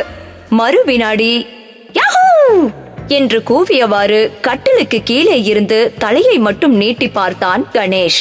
பயந்தாயா? பயந்தாங்கோலி. நான் ஒன்னும் பயப்படல. உங்களை வெளியே கொண்டு வர்றதுக்காக பயந்த மாதிரி நடிச்ச என்றாள் வீராப்புடன். சமாளிக்காத, நீ பயந்தாங்கோலி. நாளும் இப்போ என்று ஒழுங்கு காட்டினாள். அவன் குரங்கேதான், அச்சு அசல் குரங்கேதான் என்று அவன் கேலி பண்ண ஹோ என்று அழ ஆரம்பித்தாள் ராணி. என்ற நீண்ட கொட்டாவியொன்றை வெளியேற்றினான் கணேஷ். சரி சரி, சாவகாசமா நாளைக்கு காலையில சண்டை போடலாம். இப்ப எனக்கு தூக்க வருது என்று ஒரு தலையணையையும் போர்வையையும் எடுத்துக்கொண்டு புறப்பட்டான். Good night, sweet dreams. ஐயோ, எனக்கு தனியா என்று ஆரம்பித்தவள் கப்பென்று அடங்கினாள். ஐ மீன் தனியா, எனக்கு தனியா என்றாலே பிடிக்காது. இன்று சாம்பாரில் நிறைய அரைத்து போட்டிருந்தான். கேலியாக சிரித்துவிட்டு போய்விட்டான் அவன். மிஸ்டர் கணேஷ் வரண்டாவுக்கு போய் அழைத்தாள். எனக்கு தனியா இருக்க பயமா இருக்குது, உள்ள வாங்களே. முதலில் ஒத்துக்கொள். கால் மேல் கால் போட்டு கைகளை கழுத்துக்கு பின்னால் கோத்தவாறு மல்லாந்து படுத்தவன் கண்ணை மட்டும் திருப்பி சொன்னான். நீ பயந்தாங்கொழி தானே? சரி, ஐ அக்ரி. ரைட். எழுந்து உள்ளே வந்தவன் சொன்னான். ஒரே போரா இல்ல? ஆமா, எனக்கு கூட. கொஞ்சம் விளையாடலாமா என்றவன் அந்தண்டை பக்கம் மேஜையை இழுத்து போட்டு 2 நாற்காலி எடுத்து போட்டான். மஞ்சளும் கருப்பும் கலந்த சதுர அட்டையை எடுத்து மேஜை மீது வைத்தான். காய்களை கொட்டினான். செஸ் விளையாடலவா? 5 நிமிஷத்துல உங்களை தோற்கடிச்சிட்டு தான் மத்த வேலை என்று உற்சாகத்துடன் வந்து அமர்ந்தாள் ராணி. மொத்தத்தில் அந்த 2 புதிய தம்பதிகளில் கல்யாணி பிரபாகரனுக்கு மட்டுமே அந்த முதலிரவு இனித்தது. வாருவது இந்த பதத்திற்கு அகராதியில் அர்த்தம் உண்டோ இல்லையோ, கல்யாண வீட்டுக்கு வரும் பெண்ணின் தோழிகளுக்கும் மாப்பிள்ளை தோழர்களுக்கும் தெரிந்த அர்த்தம் வாருவது கேலி, படுகுஷி, மணமகனையோ மணமகளையோ கேலி செய்து அழ வைப்பது என்றாலே அவர்களுக்கு படுகுஷி. கல்யாணத்திற்கு முன்னாள் இரவு, முதலிரவுக்கு மறுநாள் காலை, இவைதான் அவர்களுக்கு வாருவதற்கான சரியான பொருத்தமான சந்தர்ப்பங்கள். அதில் ஆண்களுக்கு உரிமை கொஞ்சம் அதிகம். பச்சை பச்சையாக ஏதாவது சொல்லி மாப்பிள்ளையை தலை நிமிர முடியாதபடி செய்து விடுவார்கள். ஆனால் அந்த கன்றாவி கொடுமை கணேஷுக்கு ஏற்படவில்லை. அவனுக்கு பிரபாகரனை விட்டால் வேறு நண்பர்கள் கிடையாது. உறவினர்கள் டெல்லி மாமா மட்டும். அவரும் மறுநாள் காலை ராணி வெளியேறியதும் அறையின் உள்ளே வந்து ஆழ்ந்து தூங்கும் கணேஷை எழுப்பி விடை பெற்று கொண்டு திருப்தியுடன் அறைக்கு வெளியே வந்தார். பிறகு வீட்டை விட்டு வெளியே வந்தார். பிறகு ஊருக்கு வெளியே மீனம்பாக்கத்துக்கு வந்தார். பிறகு டெல்லிக்கு போய்விட்டார். வாடி வெளிய! ராணியை இழுத்து வந்தார்கள் ரமாமணியும் மற்றவர்களும். ஏண்டி பத்திரமா இருக்கிறியா? ஆமா. ஏண்டி கண்ணெல்லாம் செவந்திருக்கு? ராத்திரி கொஞ்சமாச்சு தூங்குனியா இல்லையா? அத ஏன் கேக்குற? ராணி சொன்னால் பட்டென்று. மிஸ்டர் கணேஷ் இருக்கிறாரே, ஒரு நிமிஷம் கூட தூங்க விடலையே. என்ன ஒரே ஆட்டம்தான் போ. அவள் சினுங்குவாள், வெட்கப்படுவாள் என்று ஆவலுடன் இருந்த தோழிகளுக்கு அவள் பளிச்சென்று பேச ஆரம்பித்ததும் நடுக்கமாகிவிட்டது. பச்சையாக சொல்கிறாளே என்று நடுக்கினார்கள். கேளுங்களே தமாஷ, சுமார் 11 மணி இருக்கும் அப்போ என்று அவள் ஆரம்பித்ததும் ஐயோ வேண்டாம் வேண்டாம் என்று அலறினார்கள் கோரஸில். அதையெல்லாம் வெளியே சொல்லக்கூடாதுடி இவளே என்றாள் ரமாமணி. ஏ? அப்பாவித்தனமாக கேட்டாள் ராணி. சொன்னா என்ன? கூடாதென்றால் கூடாதுதான். மாட்ட, நான் சொல்லுவேன் வந்து என்று அவள் ஆரம்பித்ததும் அலறி அடித்துக் கொண்டு நாலா பக்கமும் சிதறி ஓடினார்கள். ஏன் ஓடுறாங்க புரியாமல் விழித்தாள் ராணி. போச்சு போச்சு, விடு விடு என்று வந்து கன்னத்தில் கை வைத்துக் கொண்டு சோஃபாவில் உட்கார்ந்து விட்டார் வைத்தியநாதன். டேய் வைத்தியா, பாகிரேதி அத்தை கேட்டாள். ஏண்டா, எந்த கப்பல் இப்ப கவிழ்ந்து போச்சு? எதற்காக கன்னத்துல கை வச்சு அலற? கப்பல் தான் முழுகி போச்சுக்கா, கப்பல் தான் முழுகி போச்சு. மலேசியாவுக்கு 2 நாள் முன்னே புறப்பட்டு போன மருந்து கப்பல் புயல்ல அடிபட்டு முழுகி போச்சாமே. தந்தி வந்திருக்கே, என் 70 லட்சம் ரூபாய் போச்சே. அட, ஏன்பா பெருசா கவலைப்படுறீங்க? கல்யாணி சொன்னாள். 70 ரூபாய் தானே, போச்சுன்னு சும்மா இருங்க. நமக்கு இருக்கிற சொத்துல காலை அரைக்கால் கூட இருக்காது இந்த தொகை. ஆனா ஆனா விம்மினார் வைத்தியநாதன். வியாபாரத்துல ஒரு நயா பைசா கூட இதுவரை லாஸ் வந்ததில்லைன்னு பெருமை அடிப்பேனே, அது இனிமே முடியாதே. 70 லட்சம் மட்டும் முழுகி போல என் மானம், என் கௌரவம் எல்லாமே போச்சு. நாளைக்கு என் தோஸ்து பயலுக முகத்துல எப்படி விழிப்ப? எல்லோர் முகமும் ராணி முகம் உள்பட சுண்டிவிட்டது. வருத்தத்தோடு இருந்தார்கள். மூளையில் உட்கார்ந்து விம்மி விம்மி அழுது கொண்டிருந்தார் கணேஷ். நீங்க ஏன் அழறீங்க என்று ராணி கேட்க, மணி 8 அடிக்கிறது, எனக்கு பசிக்கிறது, சாப்பாடு நினைவே யாருக்கும் இல்லாமல் போச்சே என்றவன் சொன்னான். தீச நாக்கு சனிய, யாரு பார்த்து அப்படி சொன்னீங்க என்று ராணி முறைக்க, அனைவரும் அதட்ட, உன்ன சொல்லல, கப்பல் புறப்படுறதுக்கு முந்தியே ஒருத்த வந்து கப்பல் முழுகி போயிட்டதாகவே வச்சுக்கோங்க என்றானே, அவன சொன்ன. ஆவேசம் வந்தவர் போல குதித்தார் வைத்தியநாதன். யார் அந்த ராஸ்கல்? சொல்லு, அவன் விலாசத்தை சொல்லு, மென்னைய முறிச்சு போட்டு வரேன். அவன் ஒரு இன்சூரன்ஸ் ஏஜென்ட், அவன் விலாசம் கொஞ்சம் இருங்க என்று உள்ளே போய் ஒரு கற்றை பேப்பரை கொண்டு வந்து போட்டான். இதுல இருக்கும், அட்டை மாதிரி ஒட்டினானே என்று என் சொந்த பணத்தாலே கப்பல் சரக்கை இன்சூர் பண்ணி தொலைத்தேன். அவன் சொன்ன மாதிரியே நடந்துட்டுதே. வியப்பால் அசந்து போய் நின்றிருந்த வைத்தியநாதன் பாய்ந்து அந்த கடிதங்களை எடுத்து பிரித்து பார்த்து தள்ளினார். டேய் டேய் மேனேஜர், டேய் மாப்பிள பையலே, உன்னை என்ன பண்ணுவேன் தெரியுமா? உன்ன உன்ன என்று கூவினார். ஐயோ, நான் என் சொந்த பணத்தை கட்டின, ஆபீஸ் பணம் இல்ல, பிளீஸ் மன்னிச்சிடுங்களே என்று அவன் அலற அலற, அவர் மட்டும் என்ன செய்வன் தெரியுமா என்று கத்திக்கொண்டே இருந்தார். அக்ரமம் ஐயா, அக்கவுண்டன்ட் பஞ்சாட்சரம் சொன்னார். யாரு என்ன வேலை செய்யறதுன்னு இல்லையா? அதுதானே ஆமோதித்தார் உதவி மேனேஜர் சேஷாஸ்திரி. நேத்து பிறந்த பையன் நம்ம எல்லவா அதிகாரம் பண்றான், ஹைஸ்கூல் ஸ்டூடெண்ட் மாதிரி இருக்கான். அவன் என்னடானா டைரக்டராமே சொன்னவர் புது மேனேஜர் கிருஷ்ணமூர்த்தி. அன்னைக்கு அப்படிதான் பாருங்க என்று ஆரம்பித்து அரை மணி நேரத்திற்கு பேசி எதிலிருந்தோ எங்கேயோ போய் பேச்சை முடித்து எங்கு ஆரம்பித்தோம் என்று புரியாமல், நான் என்ன சொல்ல வந்தேனாக்கா, ஆபீஸில் அரட்டை அடிக்க கூடாது என்று முடித்து முத்தாய்ப்பு வைத்தார். போன 1 வாரமாக பார்க்கிறேன், எதற்கெடுத்தாலும் அதட்டவும் மிரட்டலுமே செய்கிறான். புகார் பாட்டு பாடலானார் பஞ்சாட்சரம். போன வியாழக்கிழமை அந்த சிங்கப்பூர்கார லெட்டரை தவறுதலா மேஜ மேல வச்சுட்டேன். அது காத்துல பறந்து போய் கீழே விழுந்து கிடந்தது. ஒரு அரை மணி நேரத்துக்கு விட்டானே டோஸ் பாக்கணும். அப்பப்பப்பா, சொல்லிக்க முடியாது. அந்த அறையில் இருந்தவர்கள் 4 பேர். அதில் அரட்டை அடித்துக் கொண்டிருந்த 3வரை தவிர 4ஆம் அவர் அமைதியாய் இருந்தார். அவர் பெயர் சாந்தலிங்கம், உதவி டைரக்டர். அதிகமாக யாரிடமும் பேச மாட்டார். ஏன், வம்பு என்றாலே அவருக்கு பிடிக்காது. கடைசியாக ஒரே ஒரு தரம் பேசுவார். அதற்கு மேல் யாரும் பேச மாட்டார்கள். அவ்வளவு காரமாக இருக்கும். 3வரின் அரட்டை கச்சேரி உச்ச கட்டத்தை அடையும் வரை பொறுமையுடன் இருந்த அவர் சொன்னார். அட, ஏயா வயிறு எறியறீங்க? வயசு இன்னாது சின்னதுன்னு அவனை பிளேம் பண்ண உமக்கும் எனக்கும் என்ன யோகிதை என்றேன். மூர்த்தி சிறுசானாலும் கீர்த்தி பெருசப்பனே. அன்றைக்குதான் பாரேன், கருப்பு பண்ண வேட்டைக்குன்னு 3 பேர் வந்தாங்களே, என்ன ஆச்சு? பஞ்சாச்சாரத்துக்கு உதறல், சேஷாஸ்திரிக்கு தொடை நடுக்கம், உமக்கு வாய் குழப்பம். ஏன், எனக்கும் தானே திகைப்பு. மடியிலே கனமில்லாமலேயே நம்மெல்லாம் எப்படி நடுங்கி போனோம். அவன் எவ்வளவு சாமர்த்தியமா நடந்து கொண்டான். இப்ப என்ன ஆச்சு? சோதனைக்கு வந்த டூப்ளிகேட் 3 பேரும் கம்பி எண்ணுகிறார்களே. அவனுங்க சொன்னத பொய் என்று நிரூபிக்க தெரியாத நீயும் நானும் அவனை பற்றி பேச என்ன இருக்கு? பேசாதீங்க என்று முடித்தார். சார் சார், பியூன் ஓடி வந்தான்.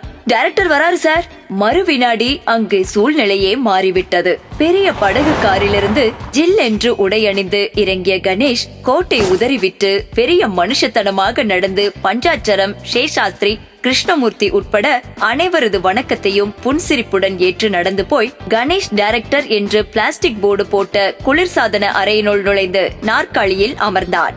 அன்றைக்கு திருவாளர் வைத்தியநாதன் என்ன செய்வேன் தெரியுமா என்று கருவினாரே, இதுதான் அவர் செய்தது. அப்போது அவன் அந்த மருந்து கம்பெனியின் டைரக்டர். ஆயிரக்கணக்கில் சம்பளம், தனி பங்களா, படகு கார், ஆடம்பர வாழ்க்கை, இத்தனையும் தந்து விட்டார் அவர்.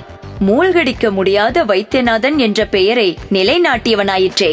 காலிங் பெல்லை அழுத்தினான் கணேஷ். வந்து நின்ற ஆபீஸ் பையனிடம், போய் பஞ்சாட்சரத்தை கூப்பிடு என்றான். அவர் வந்து வணங்கி நின்றார். அவர் உடல் நடுங்கிற்று. என்ன புது டோசோ? மிஸ்டர் பஞ்சாட்சரம், புன்சிரிப்புடன் கேட்டான் கணேஷ். அக்கவுண்டன்ட் என்றால் என்ன அர்த்தம்? வந்து குளறியது அவருக்கு. கணக்கர், காரியஸ்தர் என்றும் சொல்லலாம். அதாவது ஆபீஸ் காரியங்களை கவனிப்பது, அப்படிதானே? நீங்க என்ன சொல்றீங்க? பதறிவிட்டது அவருக்கு. என்னத்தையா டிபார்ட்மெண்ட் நடத்துறீர்? கணேஷின் முகத்து புன்னகை சட்டென்று மறைந்தது. போய் இந்த அரைவாசலை பாரும். போர்டில் R-இலும் S-இலும் ஒரு வண்டி அழுக்கு பிடிச்சிருக்கு. நானும் ஒரு வாரமாய் கவனிக்கிறேன். போய் கிளீன் பண்ண சொல்லுங்க உடனே, ரைட் நவ். அவசர அவசரமாக வெளியே வந்த பஞ்சாட்சரம் பியூன்கள் யாரும் கிடைக்காததினால் தானே தனது கைக்குட்டையை எடுத்து விறுவிறுவென்று துடைத்தார். பிறகு அச்சச்சோ என்று துடித்து போனார். பாலாய் போன எஸ் கீழே விழுந்து விட்டது. அதை அவசர அவசரமாய் எடுத்து துடைத்தவர், அனுபவமில்லாத வேலைகளை செய்தாலே இந்த கோளாறுதான் என்ற குரல் வரவே நிமிர்ந்து பார்த்தவர் நடுங்கி போனார். அங்கே கணேஷ் நின்றிருந்தான். பரவாயில்லை, புதுசு வாங்கி மாட்டிவிடும். ஆனால் அதன் செலவை எந்த கணக்கில் எழுத போவதாக உத்தேசம்? என் சொந்த கணக்கில் என்று கணக்கர் கூற, அதுதான் சரி என்ற கணேஷ் மீண்டும் உள்ளே போய்விட்டான். தொத்து நோயா? கணேஷ் கேட்டான் வியப்புடன். ஊரில் அப்படியொரு நோய் பரவுவதாக பேப்பரில் நான் படிக்கவில்லையே. இது பேப்பரில் வராத தொத்து நோய், ரொம்பவும் சீக்கிரட்டாக பரவுகிறதாம். நாங்களெல்லாம் காலையிலேயே போய் டாக்டரிடம் உடம்பை காட்டிக் கொண்டு வந்துவிட்டோம். நீயும் ராணியும் தான் பாக்கி. ஆகட்டும், புறப்படுங்கள் சீக்கிரம். சரி சரி என்று அவசர அவசரமாய் உடைமாற்றிக் கொள்ள மாடி ஏறி போனான். அவன் போனதும் எனக்கென்னமோ சந்தேகம் வீண் என்றுதான் தோன்றுகிறது. பிரபாகரன் கேட்டான். பஞ்சும் நெருப்பும் பக்கத்தில் இருந்தால் பற்றி கொள்ளாமலா இருக்கும்? அதுதானே ஆச்சரியமாகவும் சந்தேகமாகவும் இருக்கிறது. கல்யாணி சொன்னாள். பஞ்சு பஞ்சாகவும் நெருப்பு நெருப்பாகவுமே இருக்கிறது என்றுதான் எனக்கு சந்தேகம். பார்க்கலாமே, டாக்டர் பரிசோதனையில் தெரிந்துவிடப் போகிறது உண்மை. உங்கள் தங்கை வெறும் கன்னியா அல்லது மனைவியா என்று பிரபாகரன் பேசவில்லை. அவ்வளவுதான், டாக்டர் சொன்னார். நீங்க டிரெஸ் போட்டுக் கொள்ளலாம். கணேஷ் லேக்கை எடுத்து உதறி மாற்றிக் கொண்டிருக்கும் போது கையெழுமிக் கொண்டிருந்த டாக்டர் கேட்டார். உங்க வாழ்க்கை எப்படி இருக்கிறது மிஸ்டர் கணேஷ்? ஏன் ஜாம் ஜாம் என்றிருக்கிறது. அதிகாரமான வேலை, பணத்துக்கும் பஞ்சமில்லாத வாழ்க்கை, பெரிய காரில் சவாரி, கூப்பிட அதிகாரம் பண்ண ஏகப்பட்ட ஆட்கள். அதை கேட்கவில்லை. பர்சனல் லைஃப், அதாவது ஐ மீன் செக்ஸ் லைஃப். டாக்டர் வீறிட்டு அலறியவாறு சுற்றுமுற்றும் பார்த்து பயந்தான் கணேஷ். தயவு செய்து அந்த வார்த்தையை மட்டும் என்னிடம், என் காதிலே போடாதீங்க. ஏன்பா பயம்? அதாவது நான் குழந்தையாய் இருக்கும்போது, அதாவது சுமார் 7 வயசு இருக்கும், யாரோ பேசும்போது அந்த வார்த்தையை கேட்டேன். வீட்டுக்கு போனதும் எங்க அப்பாவிடம் அந்த வார்த்தைக்கு அர்த்தம் என்னவென்று கேட்டேன். கைத்தடியாலே அடிச்சு நொறுக்கிட்டார். இங்கே பாருங்களேன் என்று தனது நெற்றியில் புரளும் கேசத்தை விலக்கி காட்டினான். அங்கே புழுக்கையாய் போன பென்சில் மாதிரி பள்ளமான வடு ஒன்று இருந்தது. அப்புறம், மகனே நீ குழந்தையடா, இதையெல்லாம் கற்றுக்கொள்ள கூடாது. இன்னும் கொஞ்சம் வயசாகட்டும், அப்புறம் நானே உன்னை கூப்பிட்டு அதற்கு அர்த்தம் சொல்றேன்டா என்றார். ஹாஸ்டல்லையும் சரி, தெருவிலும் சரி, யாராவது அதை பற்றி பேசினால் நான் ஓடியே போயிடுவேன். கேட்க மாட்டேன். வியர்த்து போயிருந்தது அவனுக்கு. உங்க அப்பா இப்போ எங்கிருக்கிறார்? அவரு ரொம்ப நல்லவர்னு கேள்விப்பட்டிருக்கேன். அதனால அவரை சொர்க்கத்துக்கு தான் போயிருப்பார். நான் சொல்றேன், அத பத்தி தெரிஞ்சுக்க. உனக்கு வயசு உரிமை வந்தாச்சு. நான் வேண்டுமானால் எக்ஸ்பிளைன் பண்ணலாமா? ஐயோ போங்க டாக்டர், எதையோ பேசிக்கொண்டு சலித்து கொண்டான் கணேஷ். ஊரில் இருக்கிற தொத்து நோய் எனக்கு இருக்கிறதா? இல்லையே, ஆளை விடுங்கள் என்று வெளியே வந்த கணேஷ், ராணி என்று அழைத்தான். நான் இங்க. சோஃபாவிலே அமர்ந்து கேவினாள் ராணி. அழுது கொண்டிருக்கிறேன். அச்சச்சோ! அவள் அருகில் வந்து உட்கார்ந்தாள். ஏன் அழற? டாக்டர் அம்மா, என்னை எதையோ கேட்டு எனக்கு அசிங்கமா போயிடுச்சு. அசடு, இதுக்கெல்லாம் போய் யாராவது அழுவார்களா?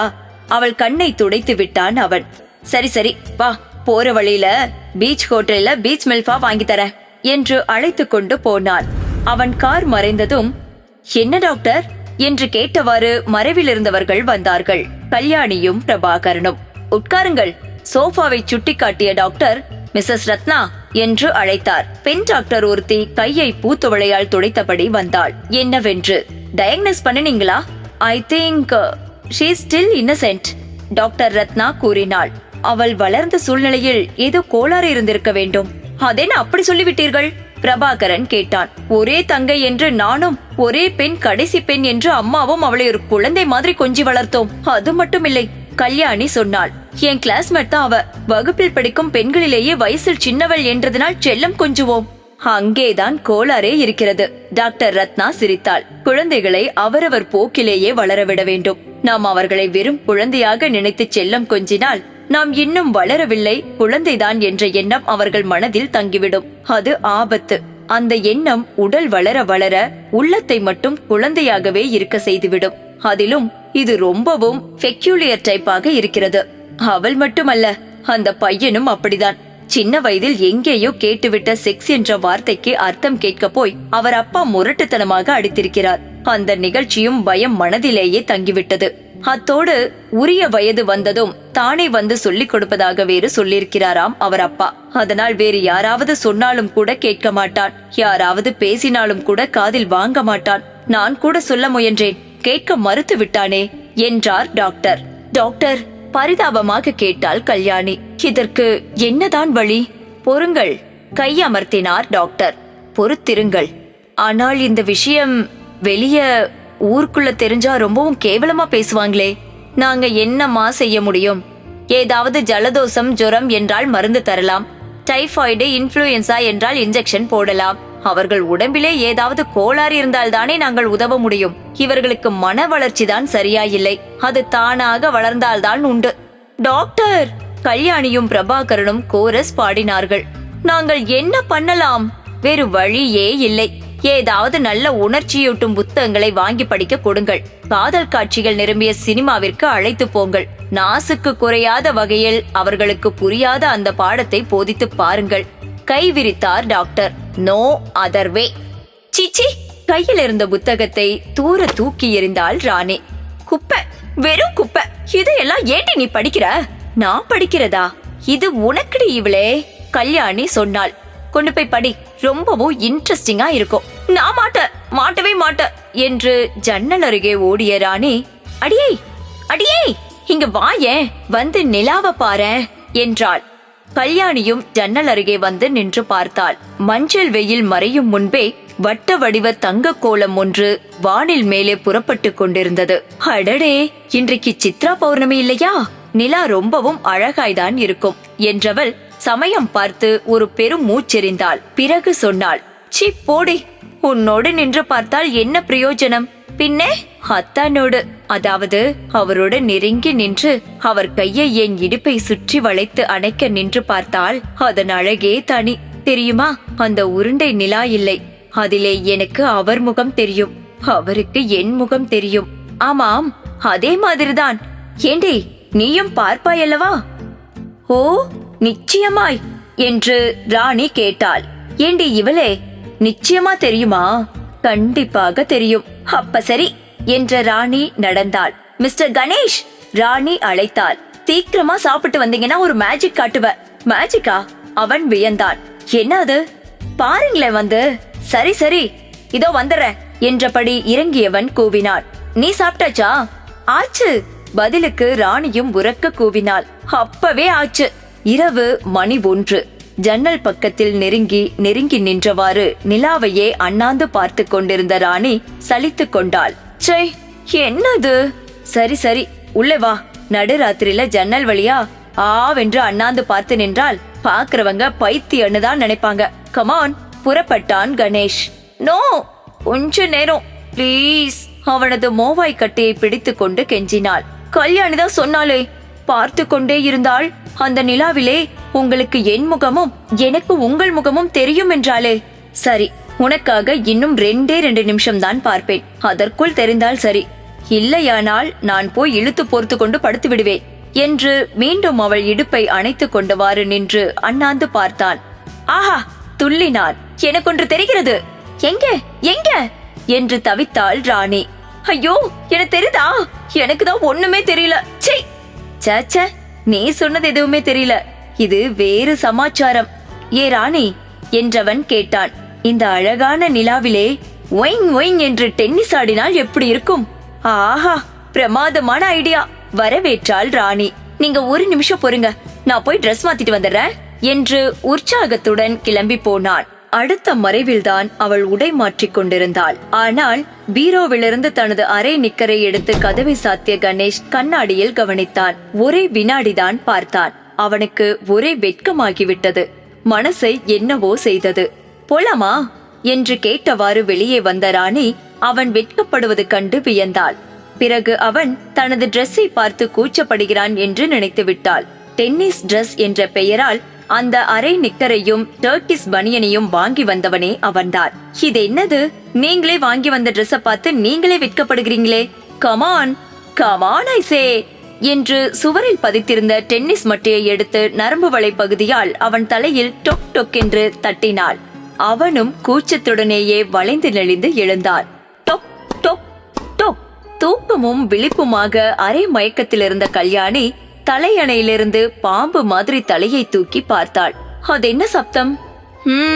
தூக்க கலக்கத்துடன் சொன்னான் பிரபாகரன். எவனாவது கண்ணம் வைக்கிறானோ என்னமோ. படு பேசாமல், கூர்காக்களை காலையில் விசாரித்துக் கொள்ளலாம். எழுந்துறீங்களே. அவனை உசுப்பினாள் அவள். யாரோ டென்னிஸ் ஆடுற மாதிரி சத்தம் கேட்கிறதே. ஷட், டென்னிஸ் ஆவது 1வது.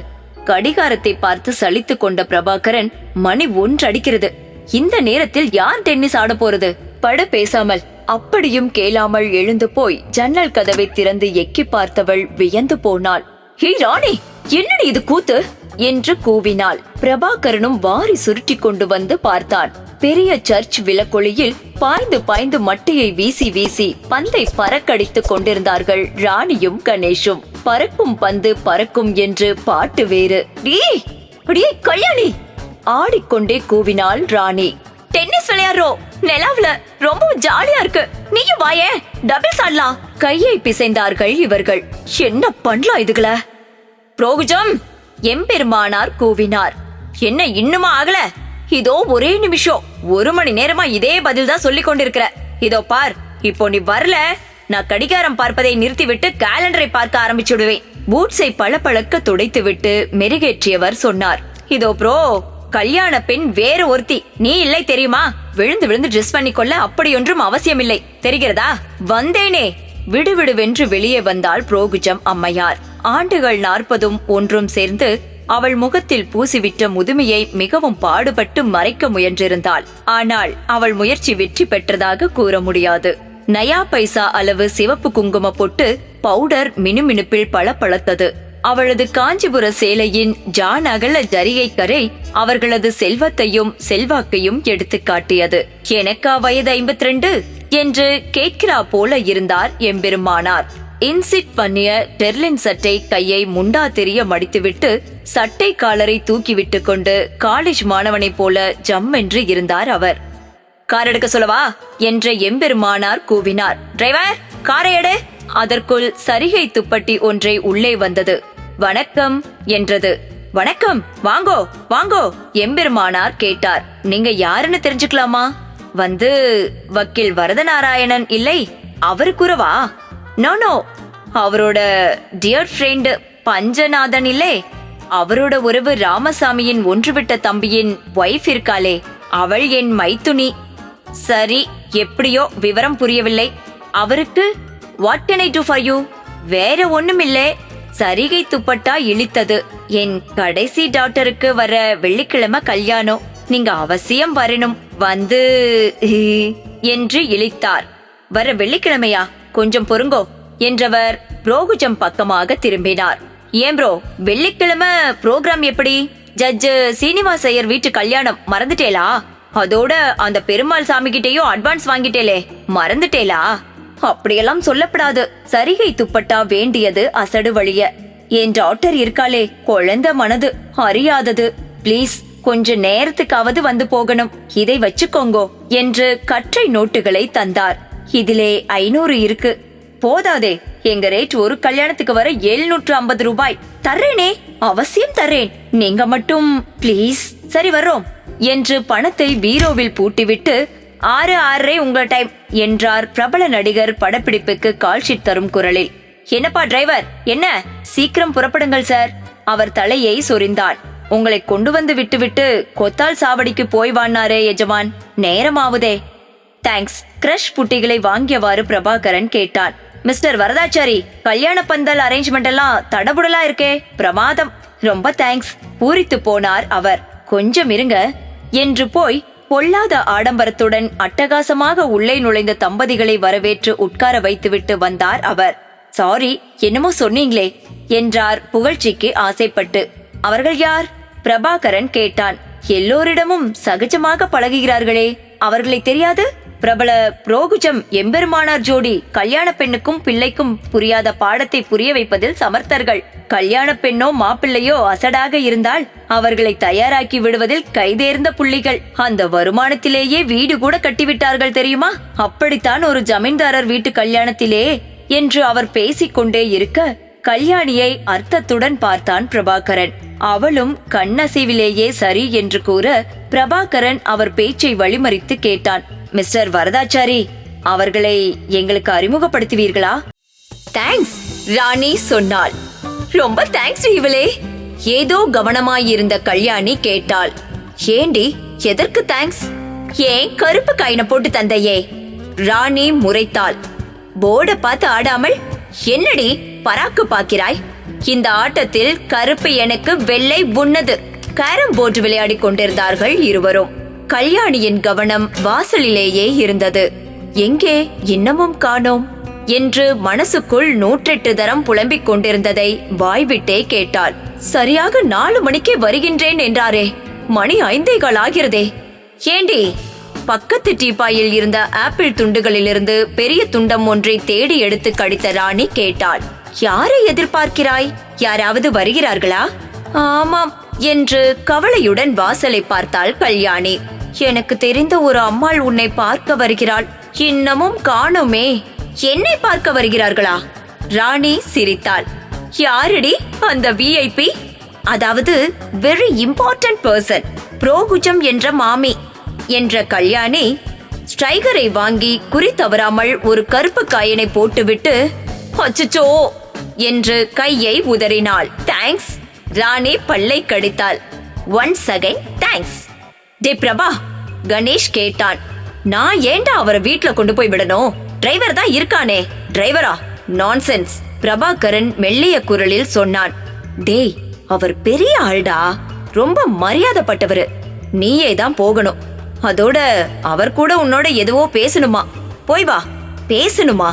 நம்ம கம்பெனியின் புதிய கண்டுபிடிப்பான தலைவலி மாத்திரைகளை ஏஜென்சி எடுக்க போகிறாரே. ஏண்டா, அந்த மாத்திரையால் போவது தலைவலியா இல்லை வேறு ஏதாவது என்று இன்னமும் நிச்சயிக்கவில்லையா? அதற்குள் எப்படி பேரம் பேசுவது? சேச்சே, இது அதுவல்ல, வேறு விஷயம். போய்தான் பாரேன், தானாக புரிகிறது.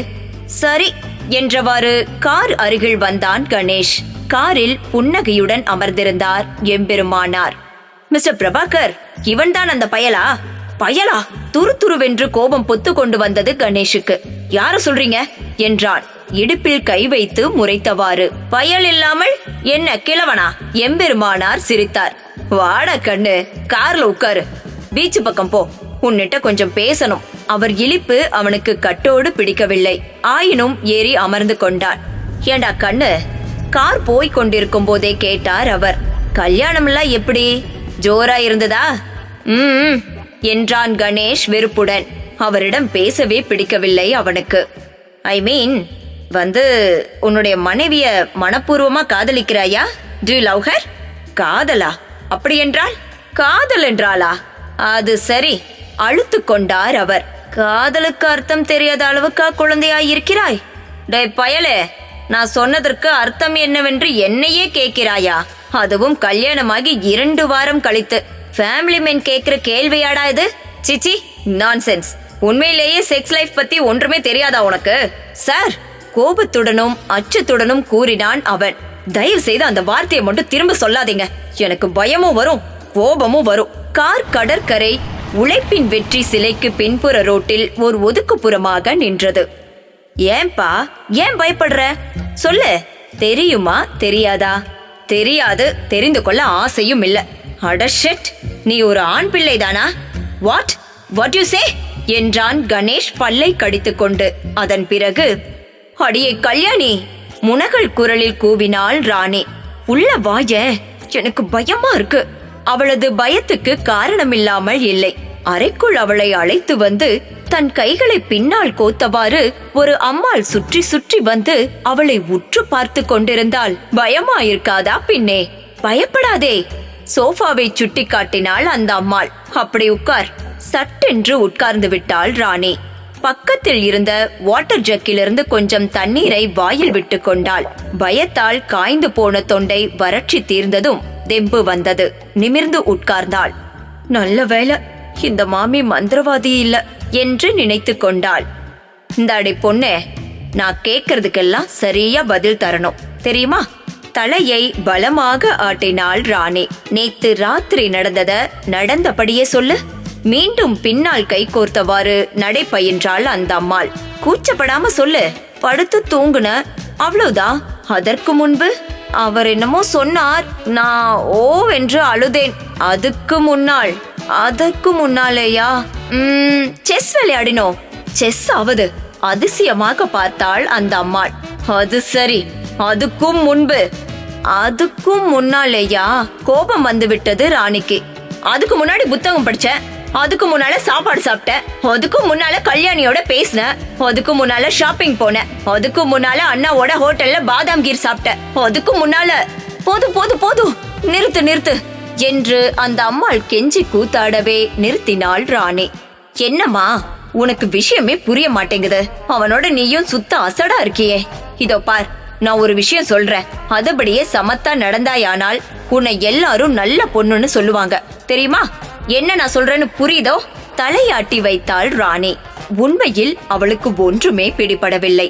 இதோ பார், ராத்திரியானா கண்ணுக்கு லட்சணமா அழகா பட்டு புடவை உடுத்தி, தலைக்கு ராக்கொடியும் பூவும் வச்சு, அலங்காரமா நெத்தியில குங்கும போட்டு வச்சு ஜம்முன்னு இருக்கணும். அவ அறைக்குள்ள வந்ததோ கால்ல விழுந்து நமஸ்காரம் பண்ணணும். ஒரு சந்தேகம், சட்டென்று கேட்டாள் ராணி. அவர் கால்ல நான் விழணுமா, இல்ல அவர் வந்து என் கால்ல விழணுமா? தலை சுற்றியது அந்த அம்மாளுக்கு. குறுக்க பேசாம சமத்தா கேள. நீதான் அவர் கால்ல விழணும். ஏ, நான் என்ன தப்பு பண்ணுன அவர் கால்ல விழறதுக்கு? குழந்தை, நம்ம கொலை வழக்கப்படி பெண்களாகிய நாம் தான் புருஷன் கால்ல விழுந்து நமஸ்காரம் பண்ணிக்கணும். குறுக்க பேசாத. அப்புறம் நயமாப்பிள் பலமாக எடுத்து துண்டம் போட்டு சுவாரஸ்யமாக கேட்டாள் ராணி. அப்புறம் இப்படி உட்கார்ந்து அவர் மேல சாய்ந்தார் போல ஒரு கழித்து ஒவ்வொரு துண்டமாக அவருக்கு தின்ன தரணும். நெருங்கி தனது மடி மீது விழும் அந்த அம்மாளை மிக்க சிரமத்துடன் அப்பால் தள்ள ராணி செய்த முயற்சியின் போது அவர் கண்களில் பட்டது அது. அடாடா, அவள் மாலையா? ஜோரா இருக்கே என்றாள். அப்படியா? அந்த அம்மாளின் முகம் சட்டென்று மலர்ந்தது. அவளது மூட் மாறியது. போன தீபாவளிக்கு வாங்கினது. டவுன்ல கமன்சி ஜுவல்ஸ் இல்லை, அங்கேதான் வாங்கியது. 2 நாள் வரை அவங்க ஏர் கண்டிஷன் ரூம்ல பலி கிடந்து காட்லாகுகளை ஆராய்ந்து கண்டுபிடித்ததாக்கும். இது அலசி எடுத்து ஆர்டர் பண்ணி ஸ்பெஷலா தயாரித்தது. அப்படியா? ராணி ஆசையுடன் கேட்டாள். மாமி அதை எடுத்து கொடுங்களே, நான் போட்டு பாக்குறேன் ப்ளீஸ். ஓ, அதுக்கு என்ன, தரேனே என்று அந்த ரெட்டை பேடு அவள் மாலையை எடுத்து அவள் கழுத்தில் போட்டு விட்டாள். அட, ட்ரெஸ்ஸிங் டேபிள் அவளை 3 உருவங்களாக காட்டிக் கொண்டிருந்தது. எனக்கு ரொம்பவும் அழகா இருக்கு இந்த ரெட்டை பேடு செயின், இல்லையா மாமி? அடடா, கண்ண பறிக்கிறதே, திருஷ்டியே விழுந்துடும் போலிருக்கு என்று அவள் கண்ணத்தை தொட்டு தடவி நெட்டி முறித்தாள். என் கண்ணு. மாமி ப்ளீஸ் மாமி, இதை எனக்கே தந்து விடுங்களே. என்ன விலையானாலும் தந்துடுறேன், ப்ளீஸ். எனக்கு பிடிச்சமான செயின் இது, தர்றதுக்கே இஷ்டம் இல்ல. ஆனாலும் குழந்தை இஷ்டப்பட்டு கேக்குற, எப்படி மாட்டேங்கிறது? என்ன விலை தருவ? முழுசா 1000 ரூபாய் தர என்று வாயை பிளந்தாள் அந்த அம்மாள். எடுத்துக்க, நீ ஏன் எடுத்துக்க என்றால் கையை நீட்டியபடியே. உண்மையிலேயே அந்த அம்மாளுக்கு அந்த செயின் அருந்து போயிருந்தது.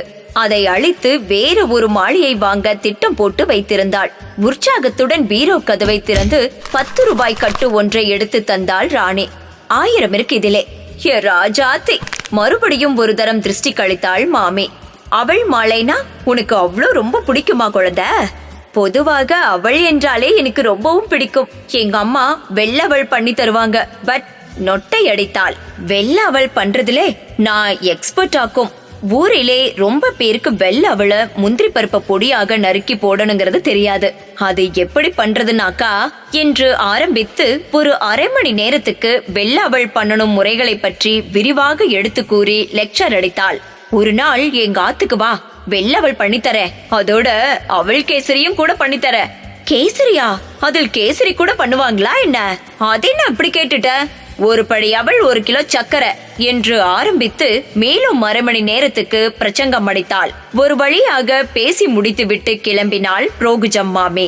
வெளியே வந்து கல்யாணி தந்த காஃபி பலகாரத்தை உண்டு முடித்து கல்யாணி காரோட்ட ராணியிடம் இருந்து பிரியா விடை பெற்றாள். என்ன மாமி, கார் போகும்போது கல்யாணி கேட்டாள். நீங்க சொன்னது புரிஞ்சதா அவளுக்கு? அடி போடி அசடு, அந்த அம்மாள் சொன்னாள். குழந்தை மனசா இருக்கிறது தெரிஞ்சும் கல்யாணம் பண்ணி வச்சது உங்க முட்டாத்தனம். கவலைப்படாதீங்க, எல்லாம் சரியாகிடும். அப்போ உங்களாலையும் கூட முடியல, அப்படிதானே? ஏண்டி நீயே சொல்லு, ஒரு 4 வயசு பொண்ணுகிட்ட போய் இந்த மாதிரி பாடம் சொல்ல முடியுமா உன்னால? அதுக்கு ஒரு வயசு புத்தின்னு இல்லையோ மாமி என்றாள் அவள் கவலையுடன். நான் தான் சொன்னனே கவலைப்படாதன்னு. அவளை அடிக்கடி என் வீட்டுக்கு வர சொல்லிருக்கேன். மெல்ல மெல்ல தேத்தலாம். நீ வேணும்னா பாரு, உனக்கு முன்னால அவதான் தாயாவா. கல்யாணிக்கு கூச்சமாய் விட்டது. பேசாமல் காரை ஓட்டி திருவள்ளிக்கேணி சென்றதும் சிங்காராச்சாரியார் தெருவில் நுழைந்து, அங்கே அந்த கொடியில பச்சை கம்பி போட்ட வீடுல அதுதான் என்று அம்மாள் சுட்டி காட்டவே அங்கே போய் நிறுத்தினாள். சற்று தள்ளி ஆம்புலன்ஸ் வண்டி ஒன்று நின்றிருந்தது. என்ன விஷயம் பக்கத்துல என்று வியந்தவாறு இறங்கிய புரோகுஜம், நான் வரண்டி குழந்தை என்று படி ஏறலானாள். கல்யாணி என்று குரல் வரவே கிளப்பிய வண்டியை நிறுத்திவிட்டு திருப்பி பார்த்த கல்யாணி கணேஷ் என்று கூவினாள். புரோகுஜம் மாமி ஒதுங்கி வழிவிட ஓட்டமும் நடையுமாக வந்து கொண்டிருந்தான் கணேஷ். நானும் வரேன். கணேஷ், நீங்க எப்படி இங்க வந்தீங்க? இந்த வீட்டு பெரியவர் ஒருத்தர் பேச வேண்டியதை பேசி வாங்க வேண்டியதை வாங்கி கட்டி கொண்டார். டாக்டரிடம் காட்டிவிட்டு டாக்டரின் ஆம்புலன்ஸ்லேயே தூக்கி வந்து வீட்டில் போட்டு விட்டேன் என்றவன், நீங்க போலாம் என்று ஆம்புலன்ஸ்காரர்களுக்கு அனுமதி தந்தான். கல்யாணிக்கு உதறல் எடுத்தது. அதற்கேற்றாற் போல் உள்ளே இருந்த அந்த மாமி ஆ என்று அலறுவது கேட்டது. நடுங்கி போய் இறங்கி உள்ளே ஓடினாள். கணேஷ் பின்தொடர அங்கே மூக்கில் ஒன்றும் கன்னத்தில் ஒன்றும் நெற்றியில் 2மாக பிளாஸ்டிக் கட்டுகளுடன் சோஃபாவில் தொளதொளத்து போய் சாய்ந்து கிடந்தார் எம்பெருமானார். அவரை விசாரித்துக் கொண்டிருந்தாள் புரோகுஜம் மாமி. என்னம்மா நான் கேட்டேன். இந்த பயல் வாட் யூ சே அப்படி நான். அவர் திக்களும் திணறலுமாக சொன்னார். மறுபடியும் நான் எதுவோ கேட்டேன், அவ்வளவுதான். மூக்குல ஒரு இடி இடித்தது, நெற்றி போட்டில் ஒரு மின்னல் மின்னியது, அவ்வளவுதான் தெரியும். அதுக்கப்புறம் இப்பதான் கண் விழிச்சேன். அட பாவி! அந்த மாமி ஆங்காரமாய் எழுந்து ஓங்காரமாய் கத்தினாள், சபித்தாள். அட கடங்காரா, அட கட்டள போறவனே, உன்னை வெட்டி போட ஊடையில வார என்று சகஸ்ரநாம அர்ச்சனையை ஆரம்பிக்க, வாட் யூ சே என்று கணேஷ் பாய அவனை இழுத்து போய் காரில் திணித்து நழுவி நழுவி ஓடும் அவனை கட்டுப்படுத்தி சமாளித்து காரை கன வேகமாக கிளப்பினாள் கல்யாணி. அயோக்கிய ராஸ்கல்! உருமினான் கணேஷ். என்ன பார்த்து ஆண் பிள்ளைதானே என்றல்லவா கேட்டுவிட்டான். Bloody full! அவனை டாக்டரிடம் கொண்டு போனதே தப்பு. வாளத்திலிருந்து கூவத்துல உருட்டி களைப்பு தீர கடற்கரை ஹோட்டலில் பீச் மல்பா சாப்பிட்டிருக்கணும். ஸ்டேரிங்கின் நடுவில் இருந்த ஹாரன் பித்தானை நடுங்கும் கைகளால் கல்யாணி அழுத்த அந்த ஹாரன் ஒளியும் கூட நின்று நின்று அலறி நடுக்கத்துடன் வீறிட்டது. சினிமாவுக்கு போகலாம். பிரபாகரன் கையில் 2 டிக்கெட்டுகளை கல்யாணியிடம் நீட்டினான். சீக்கிரம் புறப்படு. சினிமாவா? எந்த படம்? வாங்கி பார்த்த கல்யாணி சொன்னாள். அடடே, ஹாப்பி தியேட்டரா? இந்த இங்கிலீஷ் படம் ரொம்பவும் ஜாலியா இருக்குன்னு சொன்னாங்களே, அதனால் என்ன? படம் ரொம்பவும் நல்ல படமாம். நல்ல கதை, நல்ல... என்ன கல்யாணி, யோசனையிலே மூழ்கி விட்டாய்? சினிமாவுக்கு நாம போக வேண்டாம், அதுகளை அனுப்பி விடுவோம். எதுகளை? ஓஹோ, ஓ ஓ மிஸ்டர் அண்ட் மிஸ்ஸஸ் இன்னசென்சியா? நல்ல ஐடியா தான் அதுவும். ஆனால் நாமும் பார்க்க வேணாமா? இப்பவே டெலிபோன் பண்ணி பின்வரிசையில 2 சீட்டுகளை ரிசர்வ் பண்ண சொல்லிடுறேன். சரி, நானும் அதற்குள் அவளை தயார் பண்ணிடுறேன். சிச்சி, உதடுகளை கோண அருவருத்தாள் ராணி. அந்த நடிகை நடித்த படங்களை நான் பார்க்கவே மாட்டேன். அசிங்கமாய் நடிப்பாள். எனக்கு வெக்கமா இருக்கிறது. இதோ பாரடி ராஜாத்தி, கேளுடி ராணி, அவர் எனக்கு ரிசர்வ் பண்ணிவிட்டார். எனக்கோ ஒரே தலைவலி. வாங்கியது வீணாவானேன். நீதான் போய் பார்த்து விட்டு வாயேன். பச்சை பேட்டை எடுத்து போ. பச்சை பேட்டா? குஷி வந்து விட்டது அவளுக்கு. அவளுக்கு அந்த கார் என்றாலே உயிர். ஆனால் அது கல்யாணியின் சொந்த வண்டி ஆதலால் அவளுக்கு தனியே டிரைவ் பண்ண தரமாட்டாள். ஓகேடி, போற. கீழே இறங்கி வந்த கல்யாணி பிரபாகரனை கேட்டாள். இவ்விடம் கிளம்பியாகிறது. அவ்விடம் எப்படியோ தயார்தான். டெலிபோன் பண்ணி சினிமாவுக்கு போடா என்றேன். குதித்து கொண்டு வந்து நிற்பான் தியேட்டர் வாசலில். கணேஷ், ராணி, நீங்க எப்படி இங்க வந்தீங்க? உங்களுக்கு கல்யாணி டிக்கெட் தந்தாளா? இல்லையே, பிரபாகரன் தான் டிக்கெட் வீணாகிறது, நீ போய் படம் பார் என்று ஆளிடம் தந்து அனுப்பினான். எனக்கு இதில் நடிக்கிறாளே காஃபி ஆரன், அவள் படம் என்றால் உயிர். சிச்சி, நீங்களும் உங்க ரசனையும். சை, நீயும் ஒரு ரசிகத்தன்மையோ. சை, கணேஷ் கேலி பண்ணினான். அவள் அழகி.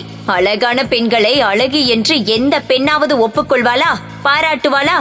Never never. நீங்கள் ஒன்றும் என்னிடம் பேச வேண்டாம், நான் போறேன் என்று ராணி கிளம்ப, நானும் போகிறேன் என்று பிரிந்து சென்றான் கணேஷ். அலங்கார கண்ணாடி கதவுகளுக்கு அப்பால் நின்றிருந்த பிரபாகரனும் கல்யாணியும் கையை பிசைந்தார்கள். கவலைப்படாதே, படம் பார்க்கத்தானே உள்ளே போகிறார்கள். பக்கத்தில் தான் உட்கார்வார்கள். படம் ஆரம்பமாகிவிட்டது, வா போலாம் என்று பிரபாகரன் நடக்க கல்யாணி பின்தொடர்ந்தாள். படமா பார்த்தார்கள் அவர்கள் 2 பேரும்.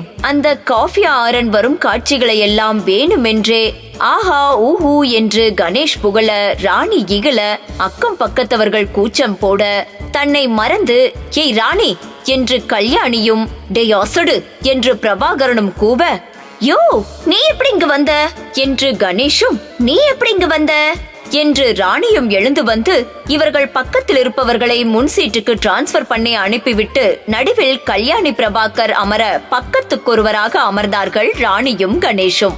முள் வருகிறது. கணேஷ் அறையில் நுழைந்ததும் பயத்துடன் கூறினாள் ராணி. முள் வருகிறானாம். முள்ளா? என்ன அது? யாரோ தெரியலையே. மத்தியானம் ஒரு தந்தி வந்தது, அதை படித்ததிலிருந்து வீட்டில் ஒரே கலாட்டா. கண்ணாடி பீரோவில் இருந்து, கண்ணாடி லைட்டுகளில் இருந்து, ஃபேன்சி ரூம்கள், விலை உயர்ந்த சாமான்கள் எல்லாவற்றையும் ஒரு ரூம்குள்ளேயே வச்சு பூட்டிட்டாங்க. கொஞ்சம் முந்தி கல்யாணி வந்து உடம்புல இருக்கிறத தவிர பீரோல இருக்க மற்ற நகைகள், பணம் எல்லாத்தையும் கூட இரும்பு பெட்டியில போட்டலான்னு கேட்டாள். ஏண்டி, யாருடி அந்த முள்? பெரிய கொள்ளைக்காரனான்னு கேட்டேன்.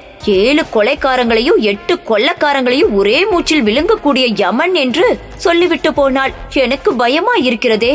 அப்படியா? எப்ப வரானாம்? நாளைக்கு காலையில. மறுநாள் விடுந்ததும் விடியாததுமான சூழ்நிலை. அடடா, அந்த ரோஜா செடி வேற இடத்துக்கு மாறவில்லையே. அதோ அங்கே தோட்டம் வெட்டும் கத்தியை யார் அப்படி போட்டு வைத்தது? புல் வெட்டும் கத்தி வேற கிடைக்கிறதே, ஆபத்தாச்சே என்று எல்லோரும் அலற அலற கார் ஒன்று வந்து நின்றது. அதிலிருந்து மசமசவென்று வளர்ந்த ஒருவர் இறங்கி வந்தார் புன்னகையுடன்.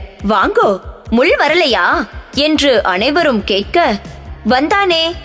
எங்கே என்று அவர் மீண்டும் காரின் பின் சீட்டியை துளாவ அனைவரும் எக்கி பார்க்க புரியாமல் விழித்துக் கொண்டிருந்த கணேஷும் ராணியும் தங்கள் காரின் கீழே பாம்பொன்று நகர்வதைக் கண்டு அலறி அடித்துக் கொண்டு ஒருவரையொருவர் கட்டிப்பிடித்துக் கொள்ள, ஐயா என்று கூவலுடன் முன்னால் வந்தான் முள் என வழங்கும் முரளி. அவனுக்கு வயது 7. தொடரும். இந்த கதையின் அடுத்த பாகத்தை தொடர்ந்து கேளுங்க. மேலும் இந்த புத்தகத்தை வாங்குறதுக்கு டிஸ்கிரிப்ஷன்ல இருக்க லிங்கை கிளிக் பண்ணுங்க. அப்புறம் மறக்காம எங்க சேனலை சப்ஸ்கிரைப் பண்ணி தொடர்ந்து உங்க ஆதரவை கொடுங்க. தொடரும்.